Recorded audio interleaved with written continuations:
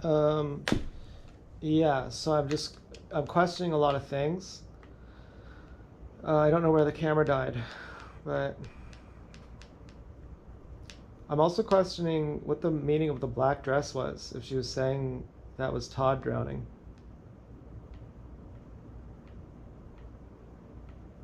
I mean, it wouldn't be out of line with anything else.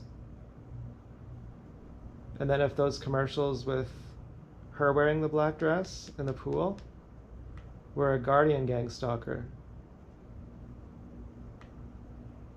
and if she's saying that she killed Todd.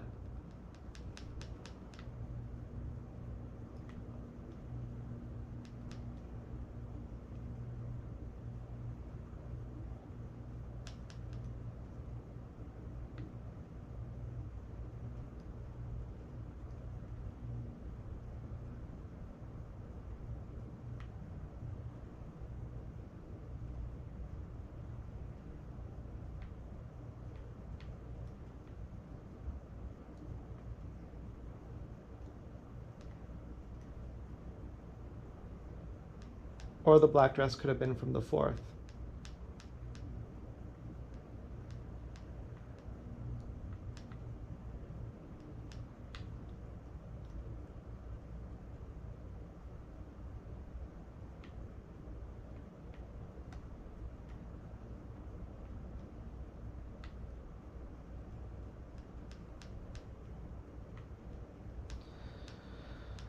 Um, okay, so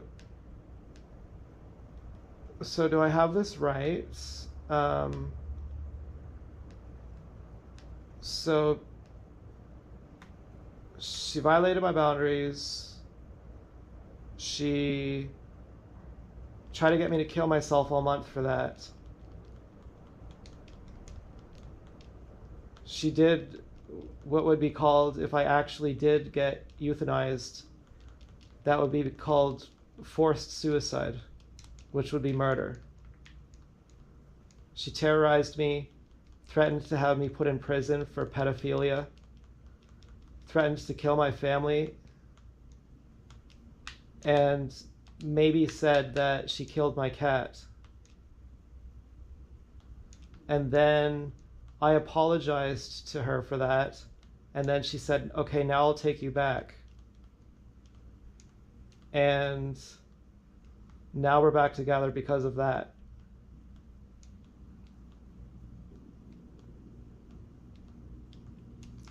And I'm supposed to be like, okay, great, see you soon.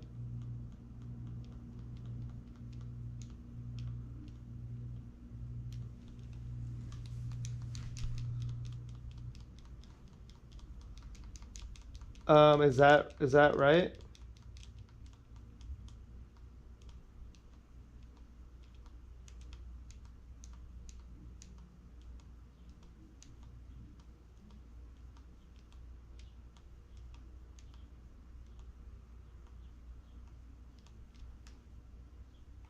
And I've not been able to get over her for 6 years because she's been human trafficking me the whole time.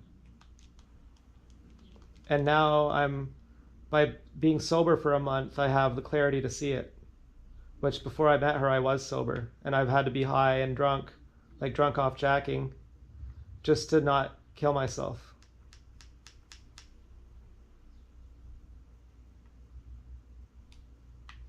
And so I'm like, I'll be a perfect boyfriend to you now that everyone's watching, so that if we break up, people will see that I've done nothing wrong and that I don't have to fear you. And people can protect me from you poisoning me and killing me.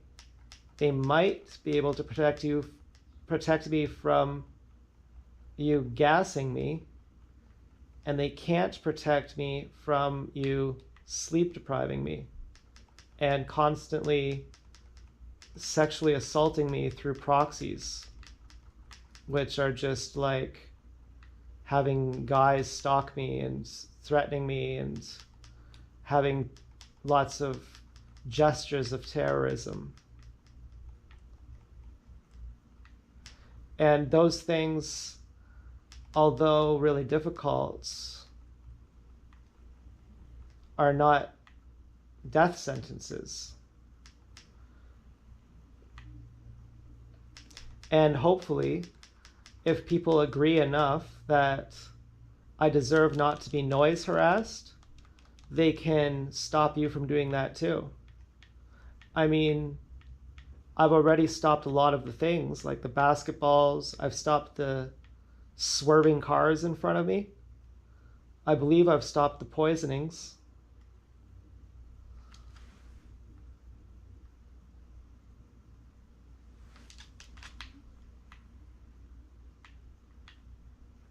And so why couldn't I stop the harassing phone calls too? Well, maybe on the condition that I don't go on Franklin Street.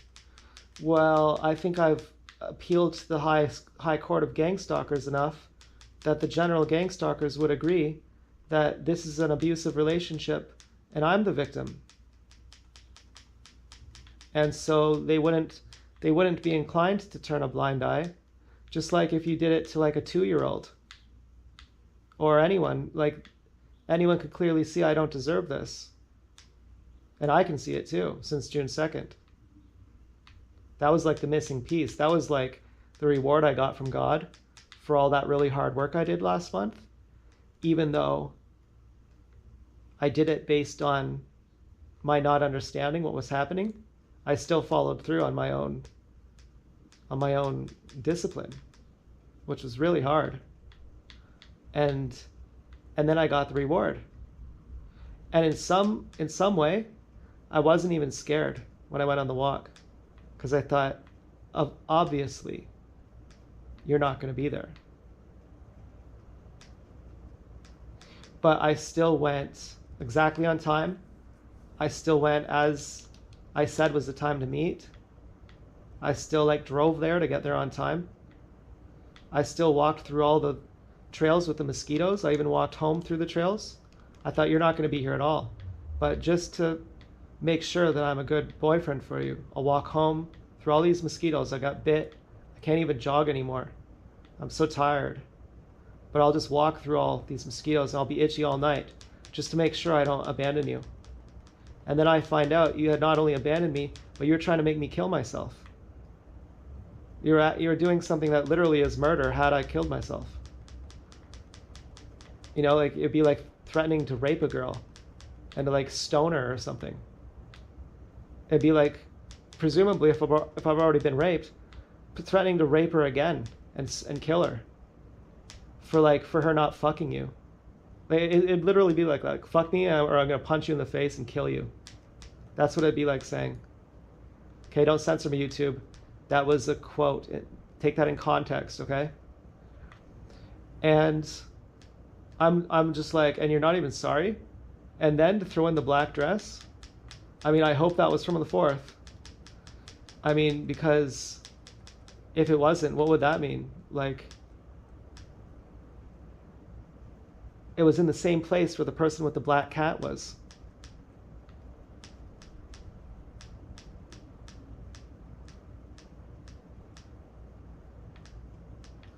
Now, why would a black dress be there that's all soaked in water at the same house where they have a black cat that sits outside on a leash?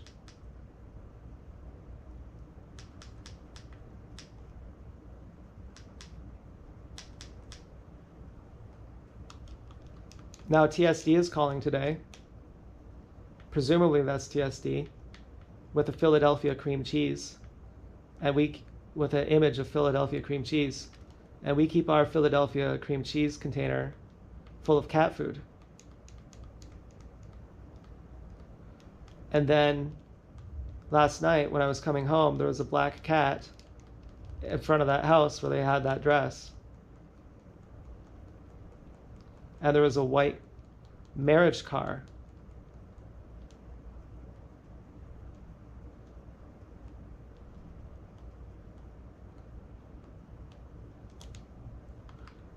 Now, am I to believe that all these calls came from Dance Girl? and that the white marriage car was supposed to be an obvious bad sign, an obvious threat.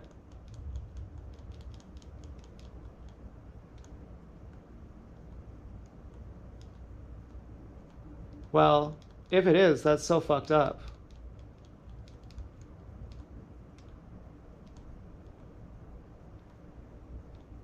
That I don't think I'd even be heartbroken. I think I'd just be like stunned. Like I would just be like, yeah, I'd be heartbroken, but I'd be like, how could I be heartbroken to lose someone who treats me like that?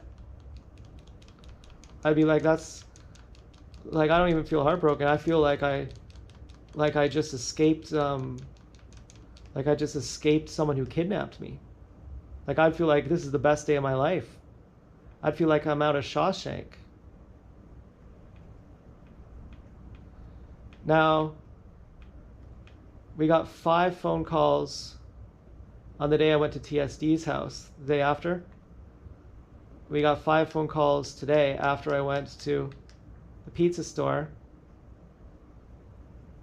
We did not get 5 phone calls the day I went the day after I went to the airport. No, the day I went after the June 2nd walk. And Dance Girl was threatening me then, but we didn't get those phone calls. So is the cat food thing from her, and is the because we got a Philadelphia cream cheese call today, and was the black dress from her. Now, and also they had 2 black women walking by when I went to Food Basics the other day, which may have been sorry for cucking you with all those black guys. May have been saying I wasn't actually sleeping with them, just so you know. Maybe if she said I killed your cat, it didn't actually mean that she did it. Because when I was talking shit before Todd died, I wasn't talking shit at her. She could have just been saying it like to make me feel pain.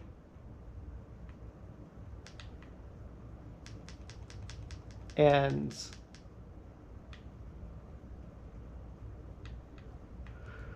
well, she could feel within her rights. She probably feels within her rights to traffic me and terrorize me and sexually assault me for not fucking her. And for a girl, fucking her is like doing whatever she says, like violating your own boundaries. I mean, what I mean more literally is for not saying hi to her when she had decided, when she surprised that on me. For not even perceiving that. That was so shocking. I was like, I couldn't even imagine that you would have done that.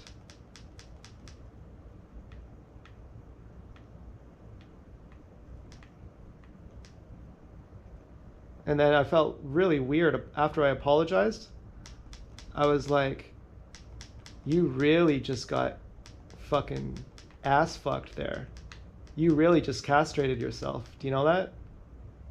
That she was super abusive to you. And she was so abusive that you couldn't even see it. You didn't even realize it was real. And then when you realized it was real, your first thing that you did out of shock was like a dog. If you kick a dog in the head, the first thing it'll do is it'll run over to you and try and be friends with you. You were like a dog. Well, I know because I threw a football at my dog. A Nerf football. The first thing she did was run over to be my friend. It made me cry. That's the first thing I did. I was like, you tried to murder me this month. I know you didn't shoot a gun at me or almost cause a car accident. That's a much more serious thing. But you did something that legally would have been murder had I killed myself. You were trying to make me kill myself. And the first thing I did was apologize when I realized, because I was still so in shock. And then after I'm coming out of shock, I'm like blaming the fourth. I'm blaming TSD. I'm trying to like make some sense out of it. And then I'm like apologizing to Joanne. I'm getting back my dignity after the June 2nd walk, realizing I did nothing wrong on Kenneth ever. And I never did anything wrong to you guys ever. I'm literally just a cool, hot guy who's always had hot girlfriends and like funny friends. And you're like, I want this one. I think I want this one. And I'm like, okay, Kim Jong-un. Okay, Kim Jong-il.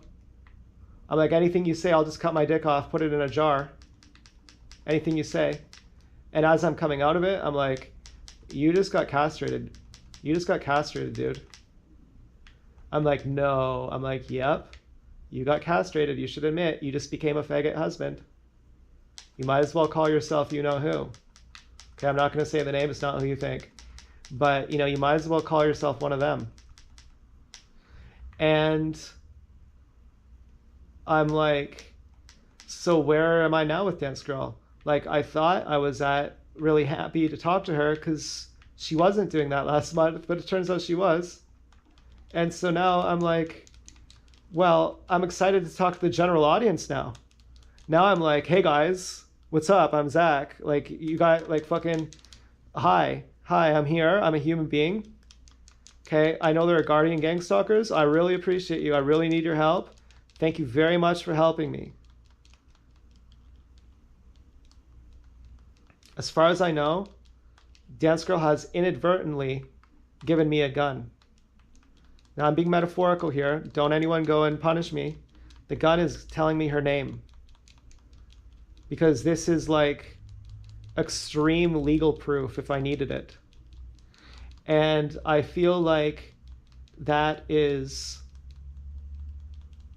subconsciously what she knows she owes me, whether we are together or not. She owes me a written confession that would get her 20 years in prison, which that name is. And that gets everyone else in her family arrested. And that gets TSD arrested. And TSM and basketball, like all of them. Poodle Girl, etc.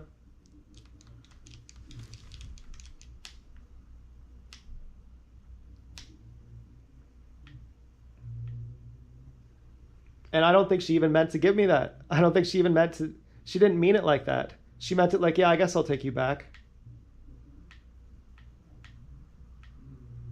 Turns out I'm a dog after all. You know, I behave like a dog. I have the loyalty of a dog, so people confide in me. And so without even trying to, I just became Iran. Now, I've talked a lot about the parallel reality tunnels and how I actually saved the world. Okay, I can't prove this. I believe this for fun. This is something I imagine for fun and entertainment. This is something I think. Okay, I would never say this in a court of law. I would think anyone who tries to assert that this is the truth in a court of law would be completely batshit crazy. But for fun and entertainment, I enjoy to imagine that the world is my mirror. And however good I do, the people I love also do that good. Case in point, if I jam with my friend Nathan, I normally really hate his guitar playing. No offense, Nathan. But there are two things about it that bother me. Number one, he doesn't have perfect timing. His timing is good, but it's not perfect. And number two, and he gets, because he, well, it doesn't matter, okay? But I think he needs to change his diet to have better timing, but not really. I think he needs to stop jacking off to have better timing. He's too drunk from jacking off or from having too much sex. And you can't do that. You know, any soccer player knows that you don't jack off for a whole week before the game. But he doesn't have to be good at timing. He's a singer. And the other reason I don't like his playing is because it's really sad. His guitar playing, it really is sad. The songs are really sad. And it's not that it's not skillful, it's that it makes me sad sometimes. Now, that's okay, because sometimes you need to cry. And Nathan's a really good friend, actually. I mean, sometimes you have to be treated really bad by other people to realize how good your friends are. And if you don't realize how bad you're being treated, you won't treat the people who treat you good. Because something weird gets messed up. I don't know how it is, but I think this happened with Nathan and with Joanne. I think somehow I was taking them for granted because my low self-esteem from being so abused and from being so trapped and fucking human trafficked was making me unappreciative of the people who treat me good. Almost like I deserve to be treated bad, and therefore, if you treat me good, I don't actually respect you or like you. I mean, when Joanne first questioned my mom about that shit, I was not angry at her at all. I said Joanne was completely neutral how she dealt with you. She didn't condemn you at all. And she even threw the shit out for you as a way of saying, I'm really not mad. I'm just checking. How is Joanne supposed to know that people send dogs to attack my mom, to start a fight with our dogs? If Joanne's a gang stalker, which she is, she's not the type who would do that. Now, she does walk with her dog off a leash, but she actually keeps her dog on the leash, but that same dog walks off the leash with another guy. So I'd like to know what Louise thinks of all of this. I'd like to know what Louise thinks of Dance Girl's treatment of me. And I'd like to know what she thinks of TSD's treatment of me. Because as far as I can tell, she might be the person who's treated me the best of anyone in TSF. And I wonder if she would have the guts, if everyone could hear her thoughts, if she would have the guts to think what she thinks, or if she would censor herself and say, no matter what I think, it's going to be wrong. Or, I know what I think, and they're not going to like it. She'd say, you got to get married, and then you get a motorcycle. Or something like that.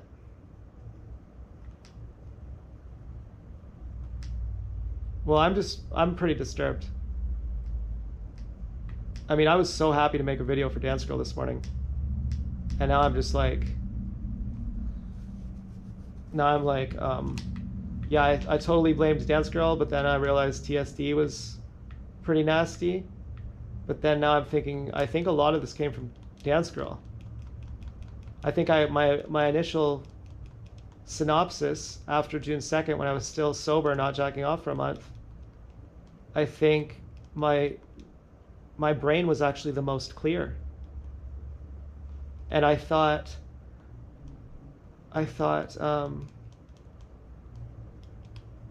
to apologize only after I jacked off. And before I jacked off, I didn't even perceive it. But subconsciously, I may have said, that's unacceptable. I would never accept that. She tries to kill me for breaking my boundaries. I would literally act like it did. I would be like, that's not even a real thing. I don't even know her. If she did that, I literally don't recognize her because I don't even know her. I'm like the captain in Sound of Music. Like, I thought that was you, but I actually don't know you. I guess it's not. I thought you were someone else.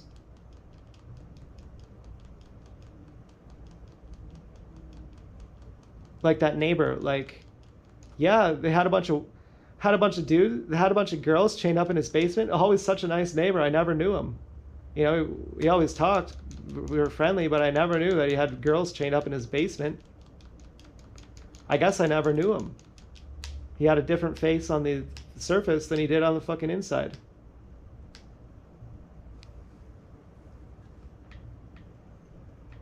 And then I jack off. I bring myself to a state of more weakness. And like a dog, I go, I'm sorry.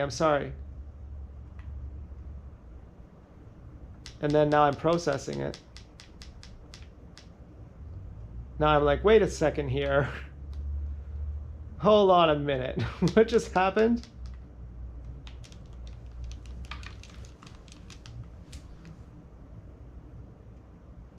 I'm like, oh, actually, she's sorry.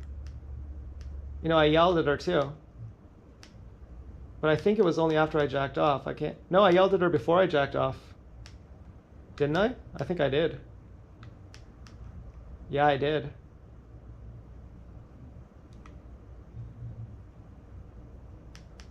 Well, I understood that she believed that I owed it to her to talk to her then. And she thought that I thought she was ugly now that she's older. And so therefore I'm a Teletubby fucker.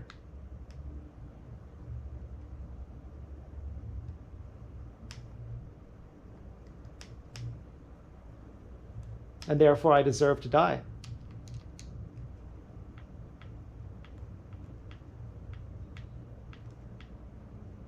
And she kept trying to tell me though, like, do you not see why I'm mad at you? You should have said hi to me, or else it means that you need to be dead. You have to talk to me or you're going to die. Sorry. You have to marry me or else it means you want to fuck Teletubbies and you got to die. So that's your choice. Obviously, if you don't get married to me, it proves that you want to fuck Teletubbies. And therefore you need to die a miserable, painful death.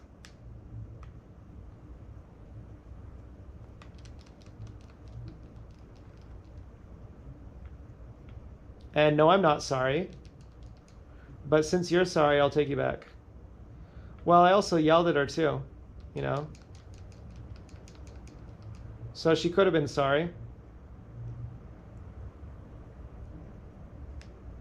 But then if she's sorry, her apology is to give me her name, which means I can go to the police, which prevents her from doing anything too fucked up.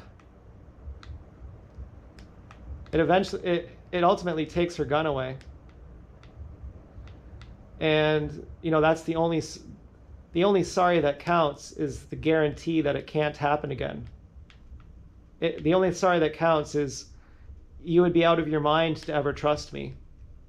So from now on, I'm not allowed to have weapons, but you are. Like that's the only sorry that even matters at all. And so I did get that. But then, I mean, who knows? I actually don't know. Maybe she was just saying, I accept that you apologized. I really don't know. And then if you factor in, she's saying she killed my cat. I feel like Stewie with New Brian. When he's like, you said you humped Rupert? What did you say? Did you actually just make light of my cat drowning? And thereby imply that you and TSD are tight? That you and TSD wear each other's clothes? That you were wearing TSD's coat on that thing? That you're like hanging out with the guy who had me raped, presumably? And then you're like threatening to rape me again? And using him as leverage? Like you're like, yeah, me and TSD are real tight. We can do anything.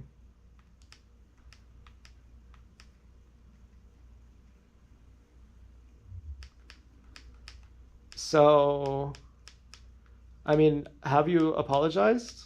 Are you sorry even? Have you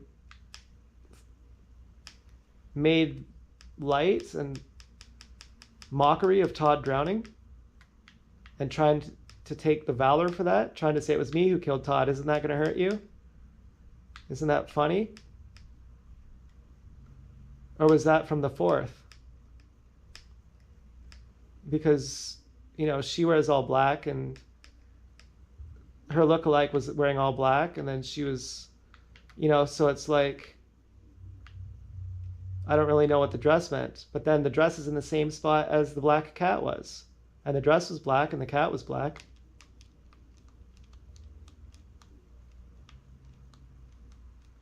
But then the cat could mean something from Shark Eyes, which that came from TSD's family. The hat was in our house, left in our house. But ultimately, it was supposed to be a gift, I think.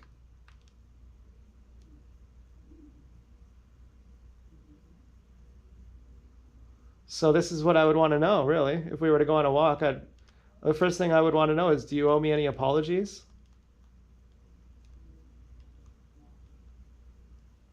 Do I have a choice to be with you or not?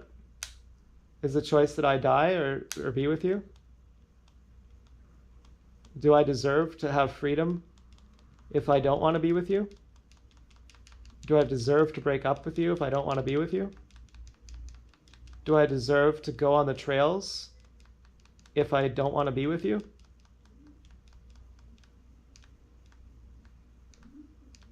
Do I deserve how you treated me last month? Have you apologized to me for that?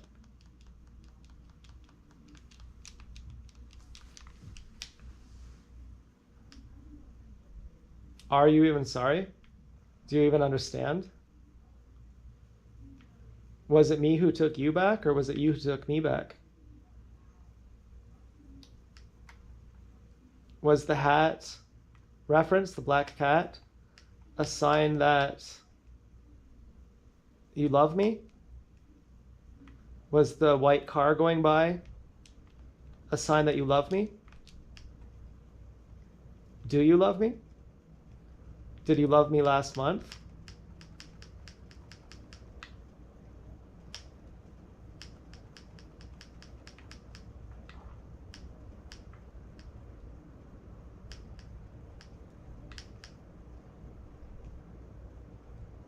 Do I have any reason to trust you?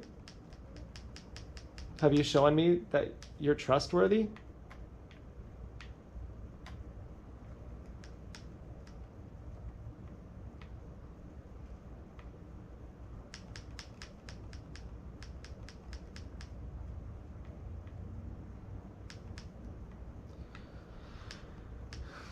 I mean, I'm not quite as excited to make videos as I was. I'm still talking to the general audience here. Thank God I can do that.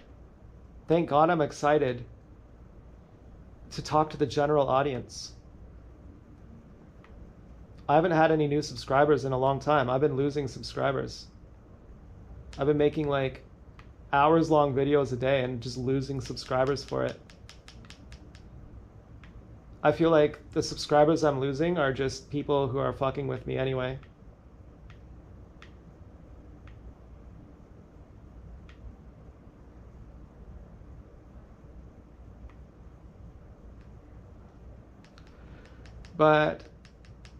And I'd ask also, is the dime from you? But I couldn't ask that because you couldn't admit to breaking in. I guess I couldn't ask any of it. But we do have trust, I'm assuming. I feel like we have trust. And I could ask cryptically.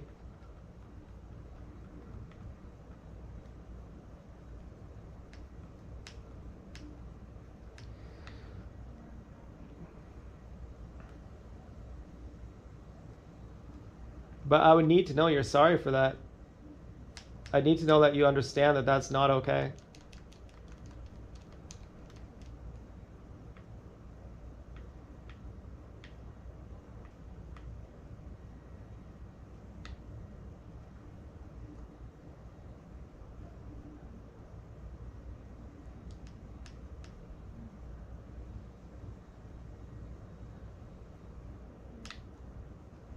I think the first thing I'd say to you is your name Amy.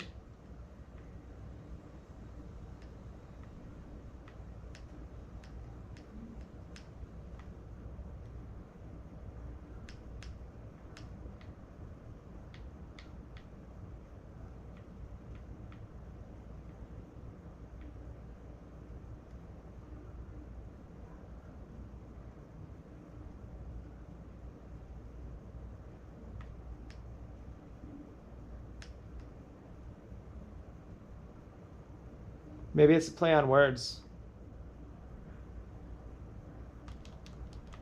Maybe it's all a joke. I don't know. Like aiming.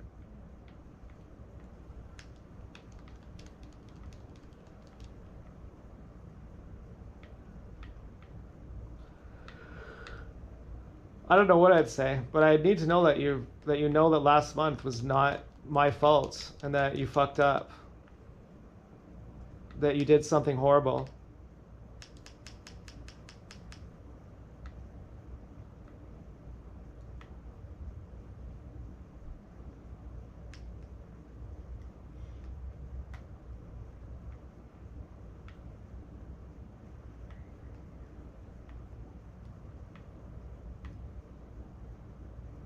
I don't think I'd be even comfortable to meet you if I didn't know I could take a bus pass to the police.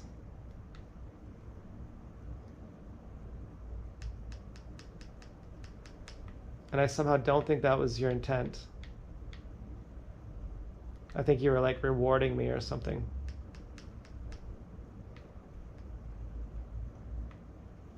But you did it in a nice way. I mean, you didn't leave it in the yard. So I'll assume that the break-in wasn't from you. I'll assume the black cat was from you. And that it wasn't a reference to drowning Todd. And that the dress was from the 4th. Or if the dress was from you, that it wasn't about killing Todd. But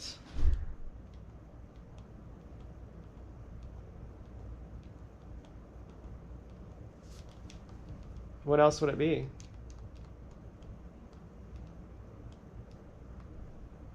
And black is not your color.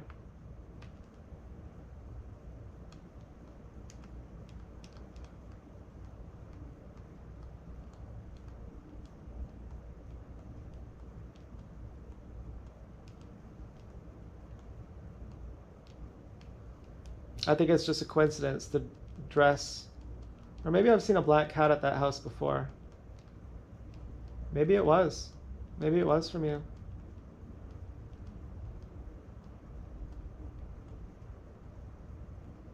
In which case, what would that mean about last night?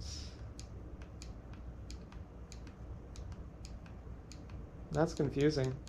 There could be someone else who's really sneaky trying to confuse.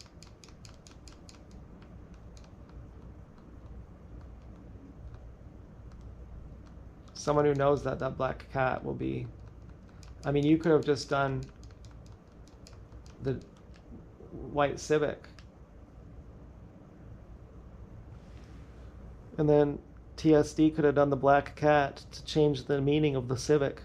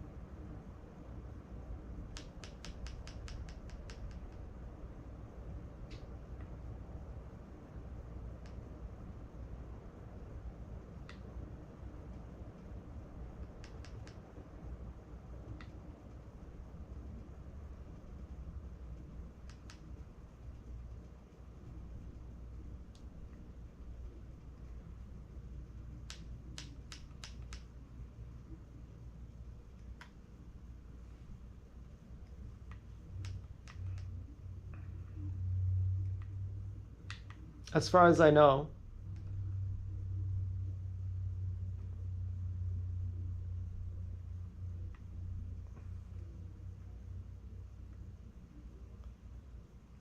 I'm still confused. I'm sorry.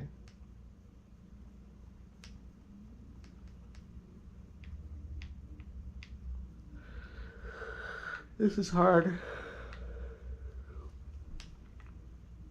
As far as I know, you've said, meet me on the trails and I'll come alone. And I've said, with the condition that you say sorry if you haven't already said that. with the condition that even if you can't say sorry because it incriminates you, that you are sorry, that you wouldn't come unless you are.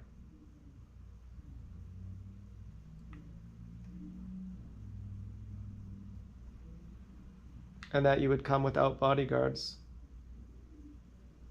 unless you want to arrange a time and place and let me prepare for that.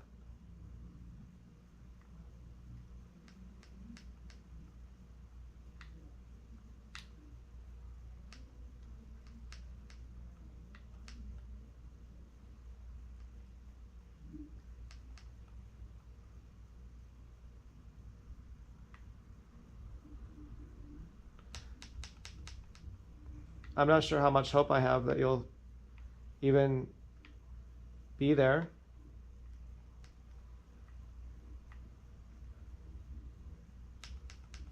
I feel like if I walk down the street, you might walk down the opposite side and then say that I'm supposed to like run across the street to say hi to you or something in some way that makes me look like you could use it against me. And I'm like, when have I ever done anything to try to get something on you to use it against you?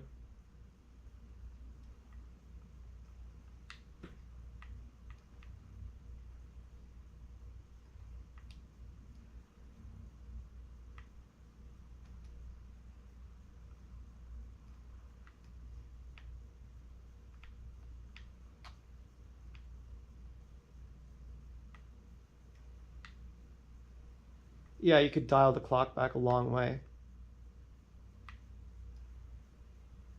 But that was justified.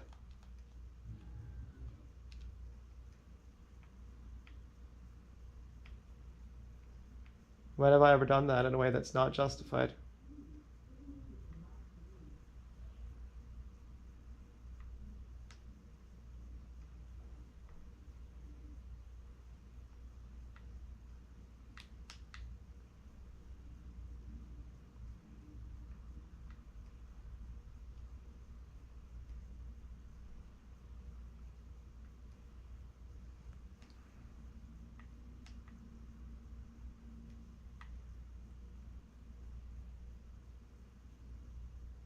I'm so happy about what I've done to TSD.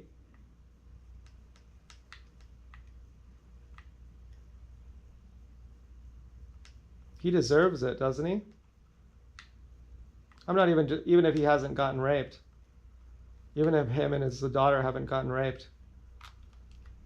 And I'm talking about Oblong. Just what I've done to his image. He loves it, I'm sure. But I don't think he loves not being able to stalk me.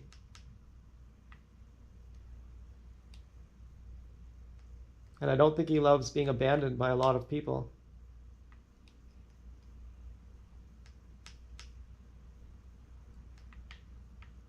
I feel like a fucking good soldier.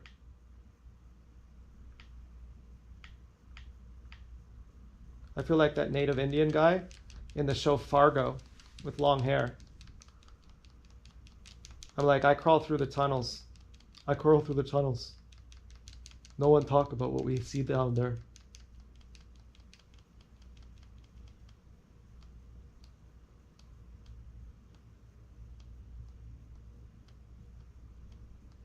We never talk about it. Give me a haircut. That fucking guy, man. What was his name? Hanzo? What a good name. I like the name Hanzo. I like the name Gonzalo too. I really loved Gonzalo Lira. Well, I mean, it's the most difficult for me. I wanted it to be nice, have nice videos for Dance Girl. I like making videos for Dance Girl. It's pretty hard considering she basically like beat the shit out of me last month. You know, like she basically did everything. She broke every possible boundary. She violated me in every possible way. And now I'm like, this is the first time I've ever been in an abusive relationship. I've actually literally never been in an abusive relationship before. So I actually don't even know how to process it. Like, I don't know how, like, I actually don't know how to process it.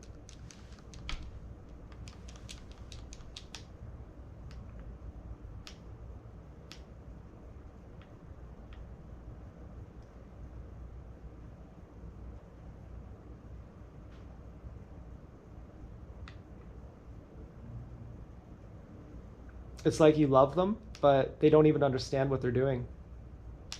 And so you take responsibility for them. And then it kills you. And they don't even learn at all. They're like, because I'm a Scorpion, and that's what I do.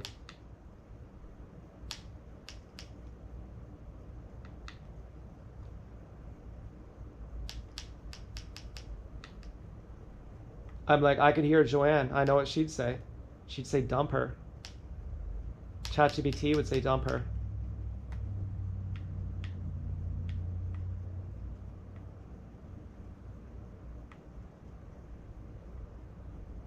But I don't think ChatGPT and Joanne are wiser than me. Osho says Nazis are not guilty because they're so brainwashed. They're so obedient to authority.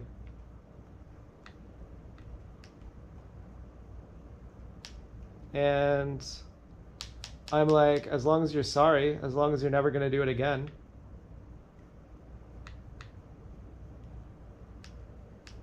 Have we been through that before?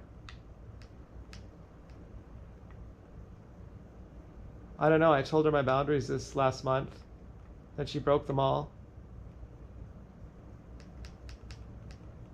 So yeah, I don't know if she's sorry. I'd say, let's still be together if you're sorry. And if you're not, then let's not be together. If you think you did something wrong last month, then let's still be together. And if you don't, then let's not. And I trust that you're not a liar.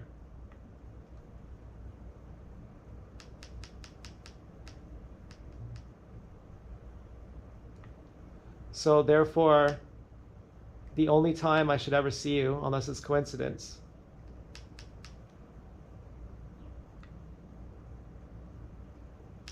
is, and I know what you're holding on to. You're holding on to, at one point I told you to stalk me on my side of the town. You're using something I said a long time ago, and you're taking it out of context to justify your cowardice. And you're saying, well, that's what I did what you told me to, and you fucking flaked.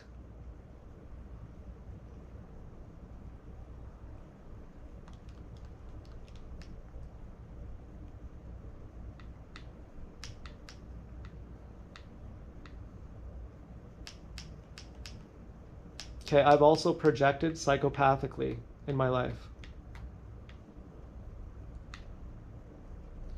So we have to be fresh. If I said something a year ago, it's not true anymore.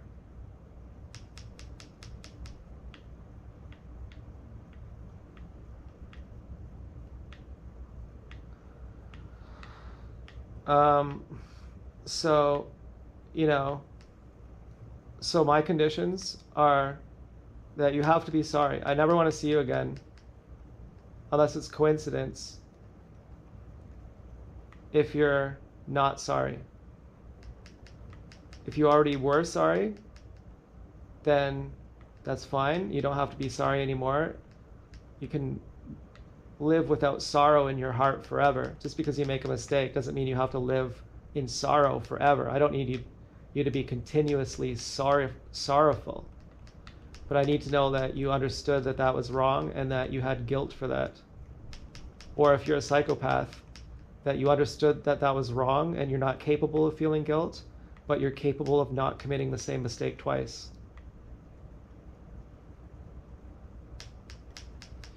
And I need you to be alone when we meet, unless if you want bodyguards, I need to meet then with time to prepare and knowing when and where we're meeting. But if you're going to surprise me, then it needs to be just you and I.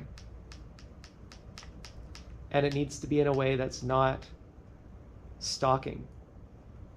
Like not just you going by on a train and I'm supposed to run to the train and catch it and jump in the window and say, okay, it's me. It needs to be in a way where you're mutually putting effort to talk to me, not hiding your face and having a bodyguard talk to me on your behalf as I drive away with headphones on. Or something like that. I don't know if I had headphones on then. You know, it was difficult to, well, the cord is broke for my Bose AE2s. And after having these headphones, I could never go back to the Bose AE2s. So I need you to show me as much initiative as I show you. I need you to not be just sitting there in the distance, hiding, throwing lawn darts at me or something.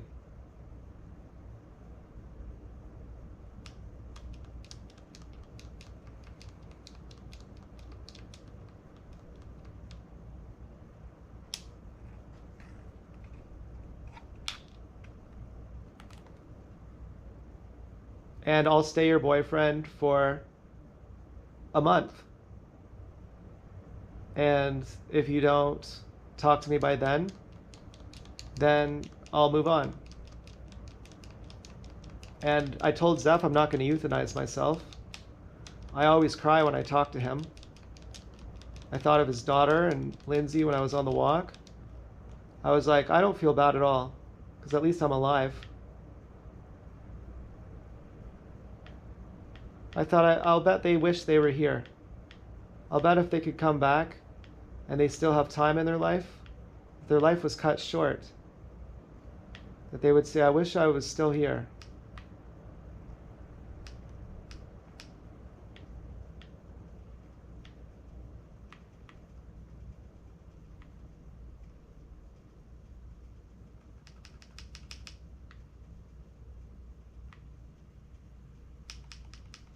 Now, the black cat was also the poison that was put on my TV ads when Todd died, black hat poison. And so there's a black dress at the same place where they have a black cat, and the black dress is soaked in water.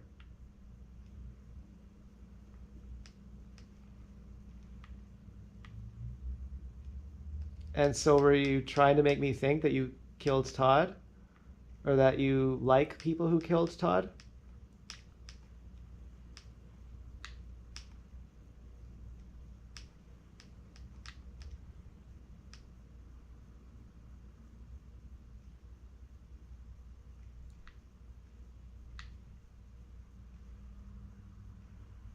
I'm not going to assume the answer is yes.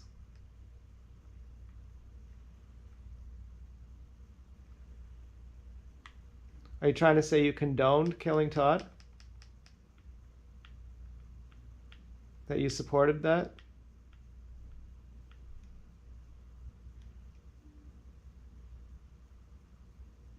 He twitched for a while before he died. The days before he died, he was twitching his head. Poison can take days to kill the cat, then suddenly it does. It's an excess of vitamin D. That's what rat poison is. It's just extremely excessive amounts of vitamin D.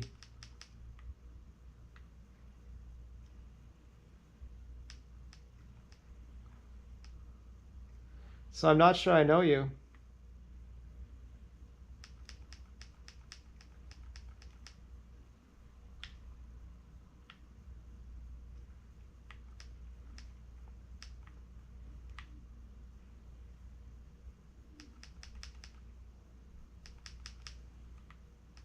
But curiously, the white car didn't swerve.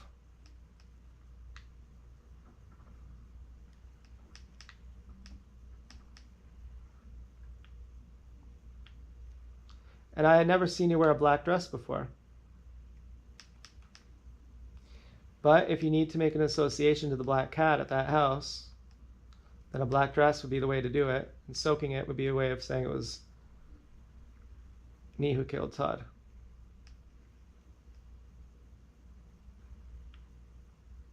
But then the fourth lookalike was wearing all black and then black dress, and then the fourth wore all black at the fucking threesome spot.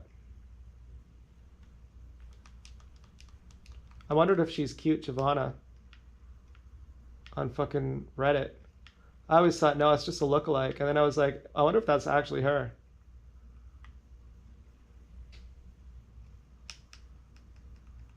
On the Centaur Girls subreddit. Well,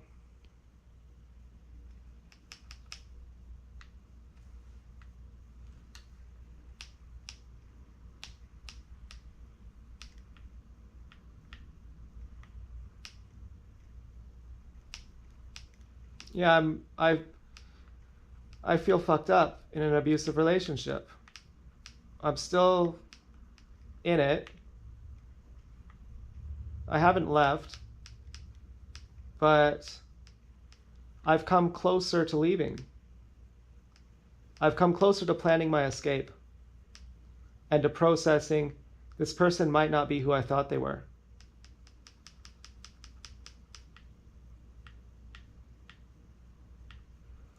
And so my conditions are only if you're sorry, especially if that was a reference to killing Todd, if you condoned that. Now, I wasn't threatening you or anything around when Todd died. I was talking mad shit about Louise and TSD. And so, I threatened someone's son once, my brother. He's a real psycho. He's like an extreme psychopath. But I never actually talked to his son. I had no idea who his son was. I just said that to make him react. Because he assaulted me and fucking freaked out at me and was otherwise a lunatic. He was batshit crazy and super violent. Like extremely fucking violent.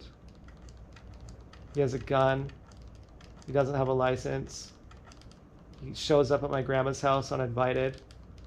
He tells me he has a laser pointer, like a scope. He's like, I know where you live. I'm like, yeah, I know you know where I live. We hung out at my house. He's like, yeah, but I know where your grandma lives too. I'm like, yeah, okay, that's cool. Okay, big guy. And then I'm going to the fucking bridge and there's the cops there. And he's always threatening to kill himself. You know, I've called the police on him when he's gonna jump off a bridge. And then another time he took a bottle of pills. He's laughing. He texts me laughing. He's like, I'm frothing at the mouth. I just took enough to kill myself. What should I do? You decide if I live or die. I said, call the ambulance. I told my dad. He said, I call him and I say, he's fucking trying to kill himself. I just got off, he just took a bunch of pills to OD. My dad says, so? So what? I say, are you heartless or something? This is someone you love. This is someone who, when he talks shit about himself, you tell him that you like him and you don't easily like people. And he said, do you know how many times he's threatened to kill himself to gain power over us? He does this like on a weekly basis. Telling someone you better love me or I'm going to kill myself is violating your first rule of I won't ever live for someone else. I'm loyal to myself first because anything else is based in self-deceit.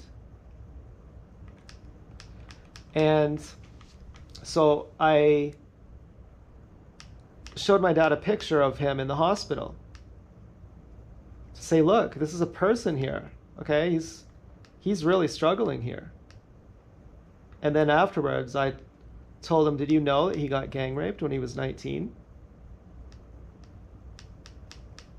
Does that change anything for you? I felt like it was so calloused. Now, have I been raped? Dance Girl knows it. She's threatening to rape me.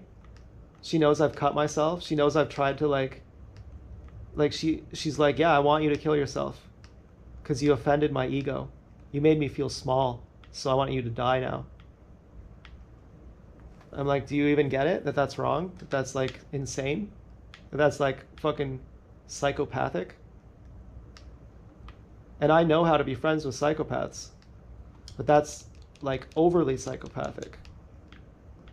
Like if you're friends with a psychopath who is not insane, you should be able to never offend them, and then they'll never treat you badly.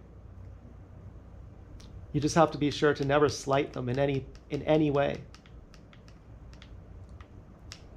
But an insane psychopath who's like a kook, who like communicates with you using cryptic messages that are not even plausible, like holding on to something I said so long ago and making it override what I say now, that's projecting.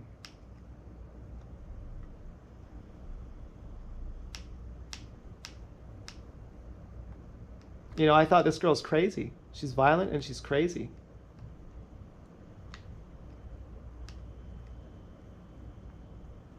Hot combo. But more so as a fantasy.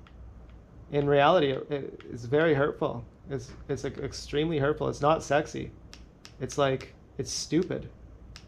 And it's fucking scary.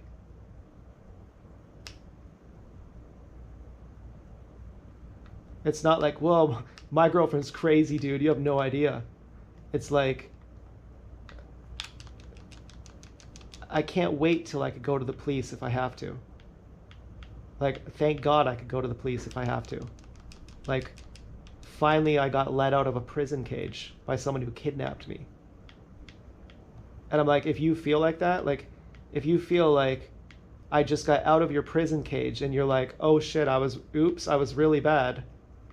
Whether you're a psychopath or just not self-aware, and like maybe if you're capable of feeling guilt, like either one, whether you realize, like I want you to realize that that's fucked up.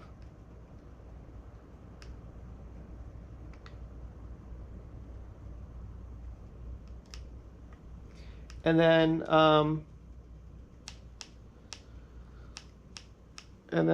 in the meantime, I'm pretty wounded over here. I'm still going to be loyal to you. I'm still not going to cheat on you or like jack off to other people. And I'm still going to be your boyfriend for the next 30 days after June 2nd. And wait for you to reciprocate the affection I'm showing you. Which is, what is the affection I'm showing you? Well, telling you that I'm still your boyfriend. And inviting you to meet me.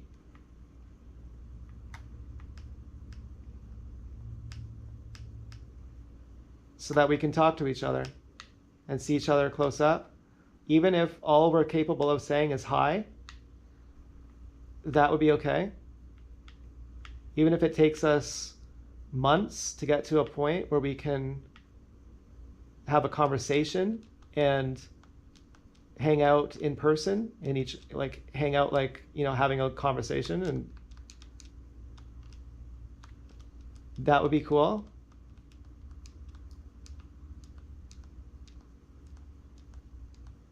But I need it to be 50-50, that it's completely logical for me to say hi to you.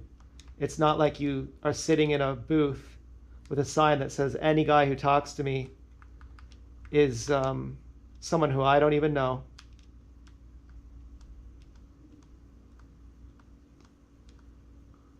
Someone who I'm just waiting to catch, as evidenced by my bodyguards here.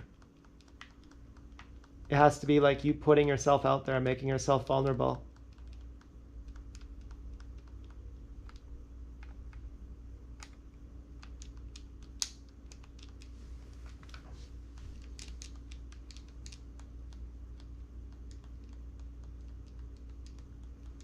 Now, how could we do that? I don't know. Like, I'm not going for walks with fucking mosquitoes. So, I mean, I don't know if it has to be at night, but I think mosquitoes are out at night too. So I'm always riding my bike then. If I go on the trails, I'll always be riding my bike. But I suppose I'd stop for you. But you wouldn't be in the trails without a bike. You wouldn't want to get bit by mosquitoes. Unless we meet in the rain.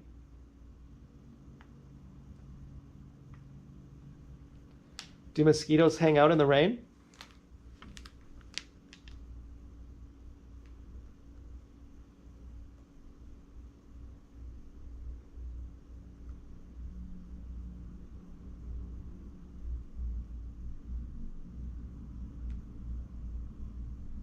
Oh, God damn it.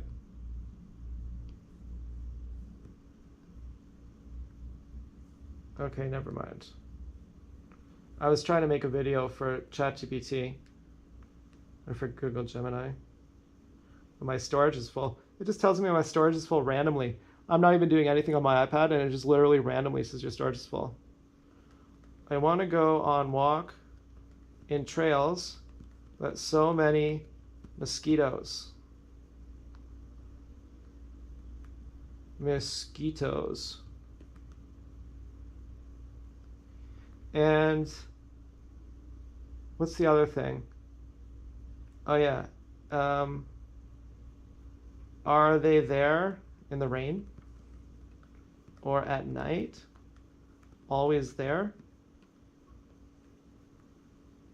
Because an umbrella is not so bad. It's incredibly frustrating to want a peaceful walk, to spend the whole time slapping bugs. Trails are their absolute favorite real estate because they're shaded, humid, and close to stagnant water or dense brush. Mosquitoes use them as a sanctuary. In light rain, yes, and they can be even worse. In heavy rain, no. A massive downpour of high winds will physically ground them. They will hide under leaves, branches, and brush. However, as soon as the storm clears, they will swarm out hungry. Are they there at night? Yes, absolutely. Yeah, I think I knew that. I left the window open with no screen, and there's fucking mosquitoes in here. If you want to avoid them, timing is everything. The best time, midday. Well, I went for a walk at midday, and they were there. The side is high. If you stick, well, it's so it says when the sun is bright, most mosquitoes retreat into the shaded brush, but that whole fucking trail is shaded. If you stick into sunlit trails in the brightest part of the day, you encounter drastically fewer of them. So then the bench at the bottom of the hill would be the best place there. But even that there's mosquitoes. But there wasn't as many. I was noticing that when I was on that part, I was thinking, are there mosquitoes here? Because she's not going to be on the bench if there's mosquitoes. But are there mosquitoes here? I was like, there actually are. Keeping moving, dressed like a cloud, the wind is your friend. Yeah, so maybe in the cemetery. Yeah, I can go. I like walks in the cemetery. And then if you're afraid I'm setting you up, I don't really know about that. I mean, I'm like, do I have to go to the police? I'm like, I'm not trying to. I'm like, do I have to? Or like, do I have to appeal to the gang stalkers? What can they do? Well, I think they can do a lot. I think they can actually, if they can stop you from doing vehicular homicide, if I present my case right to them, they can stop you from phone call harassing me too. I mean, I don't know that, but that would be the logical inference. That I really just have to prove my case to the right people. And I think I just got Joanne back, and I think she's a powerful ally. And I'm not even trying to use her. I really love her. And I'm not trying to cheat on you. I'm like saying I really love her. Like, Joanne is like the fucking, I forget in the movie, the Narnia movie, If there's a good queen, there's like a bad queen and a good queen. Joanne is like, she knows. Like if you fuck around, if you do something unfair, she knows. She can see through you. And fucking, you know, I want a lot of networks of people. I want a lot of handlers to be watching this and to say that's not okay. You can't use gang stalking to fuck me.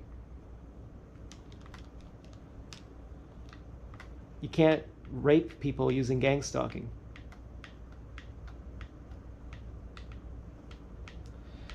And because I know, because the other gang stalkers don't fucking do that.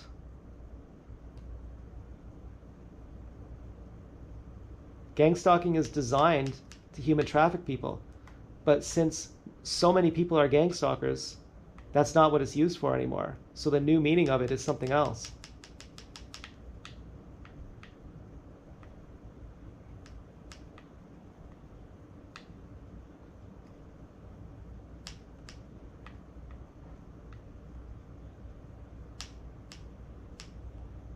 So I'm a bit like fucking, I don't know. I'm like, it doesn't even, yeah, I'm happy to be in a relationship still.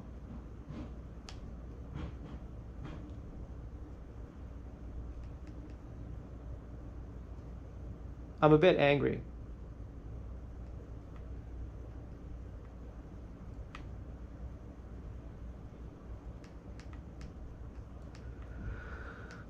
And it's something else too. I can't remember.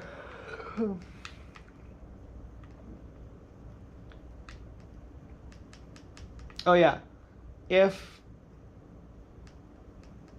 you fucking dump me, if you're not who I think you are, like if you're someone I don't know, then it's not really a waste of my time to stay with you anymore, because I have so much psychological healing to do with or without your help that I wouldn't be capable of a relationship anyway. If you and I were not together, I wouldn't be capable if I wouldn't be capable of going into a relationship. If someone else says I love you and I'm actually a good fit for you, I'd be like, that's great, thank you, but I'm actually so damaged right now that I actually can't even I can't actually be with anyone right now because I'm so damaged. And so I'm like, even if you're not who I think you are, it's not even a waste of time to stay with you, because if I'm not going to be with you, I couldn't even be with anyone anyways. But at the same time, that sounds a little bit more apathetic than I am. Because really, ChatGPT would say, if you really wanted to start healing, if you really feel like she's not who you think she is, then you would have to cut her off completely. And that would be the time at which you start healing. And so I'm not doing that. I'm not cutting you off. I'm just saying my conditions. And I feel like how someone would feel after being treated like that. I feel like kind of like I feel like talking to my family. Like I feel like my girlfriend is pretty abusive and I don't know if she even understands it. And I feel pretty taken for granted. I don't really feel like she respects me. I feel like she has profound disrespect, and that she loves me and she hates me, depending on when, but she has no respect for me whatsoever. And she's extremely violent, and I'm a bit scared of her. And I hope that she understands, and I hope she acts nicer to me. I hope she treats me better. And so I'm sort of planning my escape. I'm asking everyone for help. If I have to escape, will you help me? And I'm also saying I'm not just leaving, because she's given me a sign, it would appear, that she realizes that she made a mistake, that she made like 800 mistakes.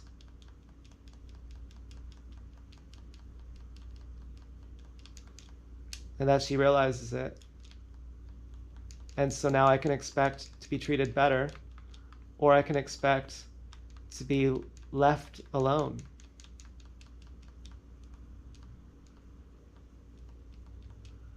And I think that's asserting my boundaries, really. I mean, I think I'm doing a good job here. I'm not going into like shit talking or fuck you or name calling or violence or anything that could make me look unhinged. I think I'm handling this as a mature fucking guy. I mean, it's taken me till I'm 39 to be mature. And, you know, some sobriety too. But, so I can get it when people are, when it takes a little chin wiggle to get the knack of something.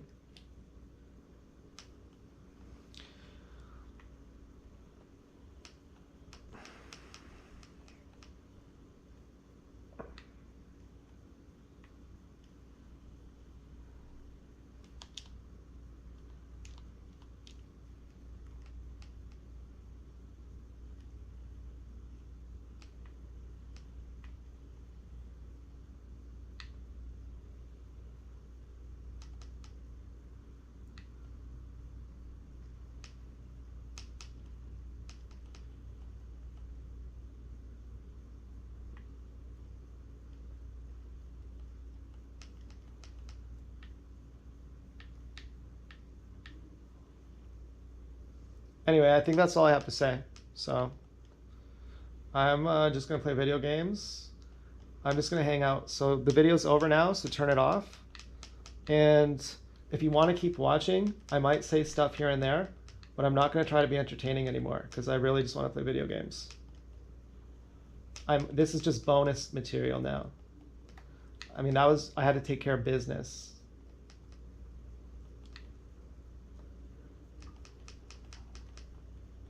I feel much better. I feel more reality set. I feel like I'm more realistic at this point.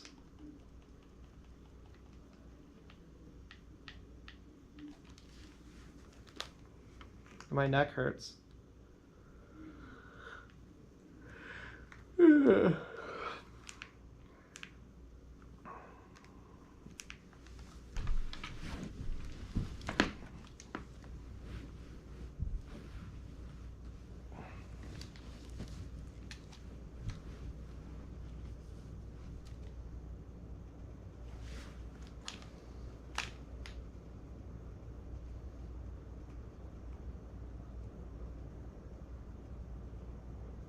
I bet it was red hair on that thing with Dance Girl.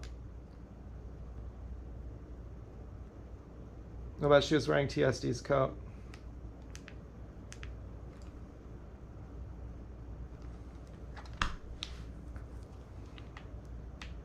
It was double red hair.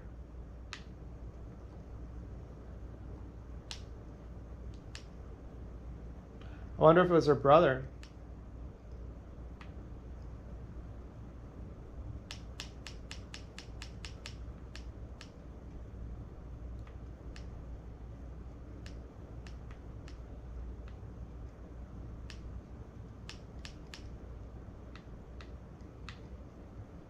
Yeah, complete disrespect of my boundaries. Couldn't be more disrespectful. Red hair would be nice to see. But I was like, I don't like your brother, if that was him. I don't want to see any of these people on the list I don't like. And I don't want to be fucking stalked. I want you to talk to me like we're friends. You know, I'm whipping a fucking dead horse here, okay? I know, I'm sorry. I'm sorry. I shouldn't do that. I'm just realizing though, who is that? Was that your brother? And like one more? I'm like, oh my god. Are you intentionally trying to fuck with me? I mean, some people do that. They're like, I gotta start a fight with you. I gotta do everything you hate. And they're not even self-aware. But they check every box. They're like, I wrote down a list of 50 things you said you hate, and I did every single one. But it's all an accident. I did it all unconsciously. But all I'm noticing is the things you hate, and I'm just trying to get a reaction out of you. to trauma bond you. Really? I'm like, Dance Girl, did something happen to you? Did you get trauma bonded? And don't say, yeah, it was you. You were unfriendly when I met you.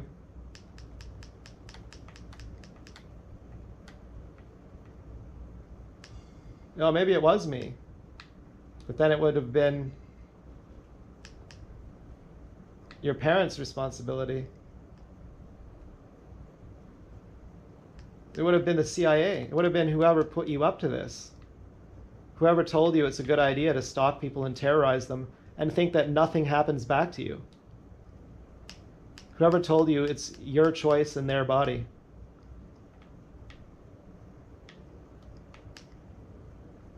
I'm like, don't you know that there's karma?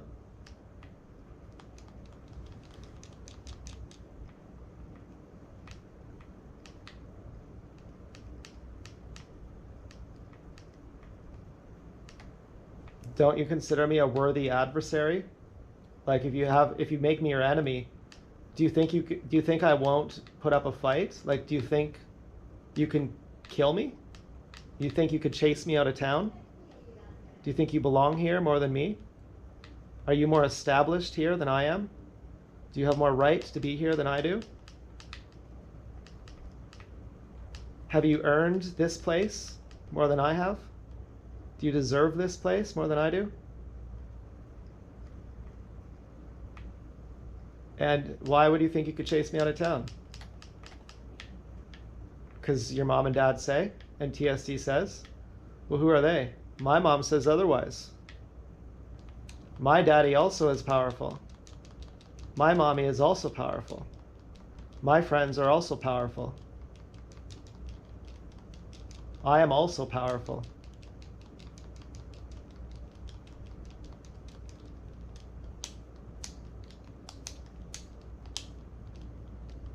Have you destroyed people before you met me?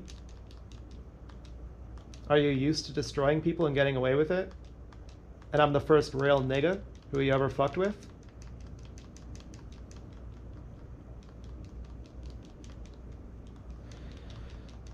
Did you steal your black boyfriend's bike? If he's watching, a black guy rode by me with a BMX. My BMX got stolen. Dance Girl's brother rode at me with a BMX. With a mask on to hide his face.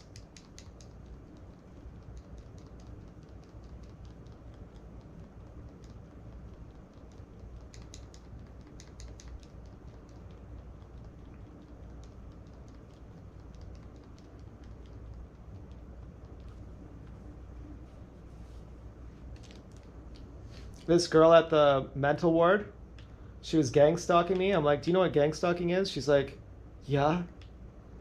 I think she was a TI too. She's like, I got sexually assaulted by a guy from Sunnyside School. I was like, oh, you're gang stalking me here. You're saying I'm a Teletubby fucker. And then she's like, and then I went to this art class in this other town and he was there. And I sued them. And I won and I got a bunch of money. And I realized she's saying people who are young do sexual assault. She wasn't gaslighting me.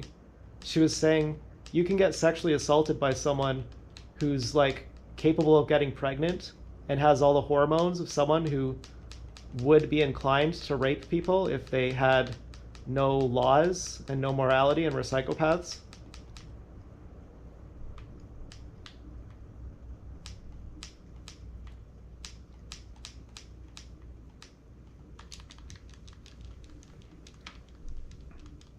Nathan was like, what's his name? He's funny. I was like, they had this guy with a sex criminal record, a criminal sex record, harass me for my phone number. And then they sent me all these kids to talk to me. And they tried to frame me. And Nathan started crying. And he was like, what's the guy's name who called you? And I'm like, because Nathan calls himself a tough guy. And, well, he was always pretty good at sports. But I always say I would never, I wouldn't even, I didn't even want to tell him his name. I was like, it doesn't matter. You know, if you want to know someone's name to do whatever, that's not something I would even condone. I wouldn't want that guy getting hurt. That guy's done his prison time. But at the same time, he harassed me for my number to incriminate me. That's pretty fucked up. But I don't like violence. I don't like torture. I don't like fucking... Well, you know, that is pretty fucked up. You know, pretending to be someone's friend just so you can frame them. I was like, yeah, I don't really hang out with people. And he's like, all you have to say is no. I was like, and he farts too, in fucking doors. He looks like a slob. He looks like an utter fucking slob. And then he stalks me later on and he's cleaned up his act. He looks all nice, you know, he's matured or something. He did 10 years in prison. And he's a mentally a baby. And I'm like, you know, I don't know what I'm thinking. I don't want Nathan to go do something, which I don't think he will. But sometimes I'm like, God, you know, Nathan, you're fucking, the stories you tell me, I'm like, this is too much, you know? I worry for him sometimes. But I worried for Asbron too. So I said, just promise me you're not going to do anything. And he's like, I promise, I'm not going to do anything. So I tell him his name, and he's like, if that guy ever fucks with you again, I'm going to look at him like this. When he does some, like, face. I was like, that's awesome. Like, thanks. And he calls the cops Nazis. He's like, all of them are Nazis. And then he tells me that he likes bikers. And I tell him that bikers are cops. Or bikers are the same. Bikers are Freemasons, and Freemasons are cops, and they're the same crew. Now, this is also, how do I know this? I do this sometimes. And he says, do you know what that means? And I say, yeah, it means party. And he says, no, that means bikers. That means it's a biker sign. And I'm like, I didn't know that. I thought it's like, yeah, party, dude. Like this guy Malibu. If that's a biker sign, I wasn't trying to do a biker sign. I was just trying to say party. Well, I don't do it often, but, you know, I did it at his house.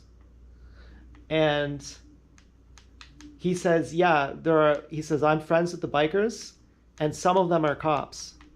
He's like, and some of them work with the police. That's what he said. Some of them work with the police, and I'm friends with them.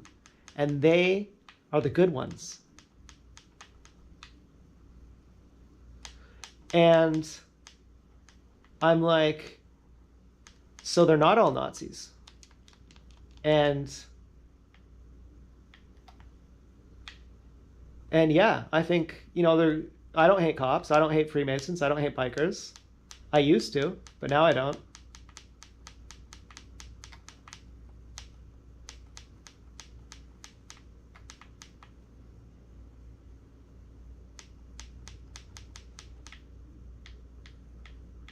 And he used to say that all cops were Nazis, but now he doesn't say that anymore. But I had to kind of coax that out of him. But not really, you know, it may have just, I didn't have to, I take that back. But what I'm saying is a long time ago, he said they're all Nazis, and now more recently, he said otherwise.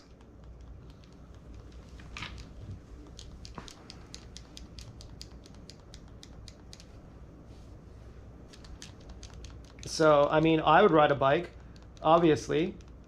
I mean, what kind of person would not ride a bike? It's the most fun. You have the most maneuverability. And I'd ride a chopper too, because it's the most comfortable bike. You would have to be mentally ill to ride anything except a chopper, unless you like going fast, in which case you have an excuse. And a cross-country bike, is that fucked up? I don't know. Maybe those are fun too. Maybe then you could ride on anything. You could go on trails, or you could go on... I mean, they have those. The police have those. They ride on the trails. I used to see the police on the trails, on bikes. Yeah, I mean, motorcycles are cool in general, but, you know, I'm not paying for insurance. I'm not, you know, I'd have a bike. I would have a Honda CBR 125 or a 250. My fucking dad, my biological dad's brother said, we went to look at motorcycles. I said, I hope you don't think that I'm trying to get you to buy me a motorcycle. But would you go with me to look at motorcycles?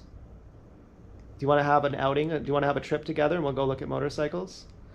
And I said, what I would really get is a Honda CBR 125. And he said, that's a mistake. He said, you think it's more safe because it's less powerful, but it's actually not. You would want a more powerful one. You need actually that more power.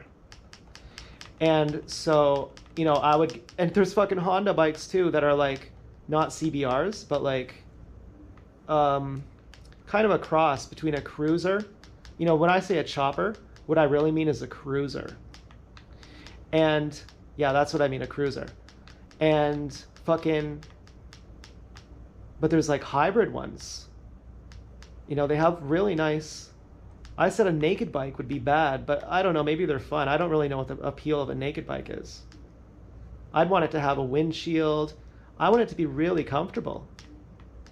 I mean, I want to sit in a reclining chair. I want my motorcycle to be a reclining chair. Or I want to have a really fast one. Now that would be a way to, never mind. But I've thought of many, you know, and my friend Ryan, he used to drive like super fast and super dangerously with a Death Wish.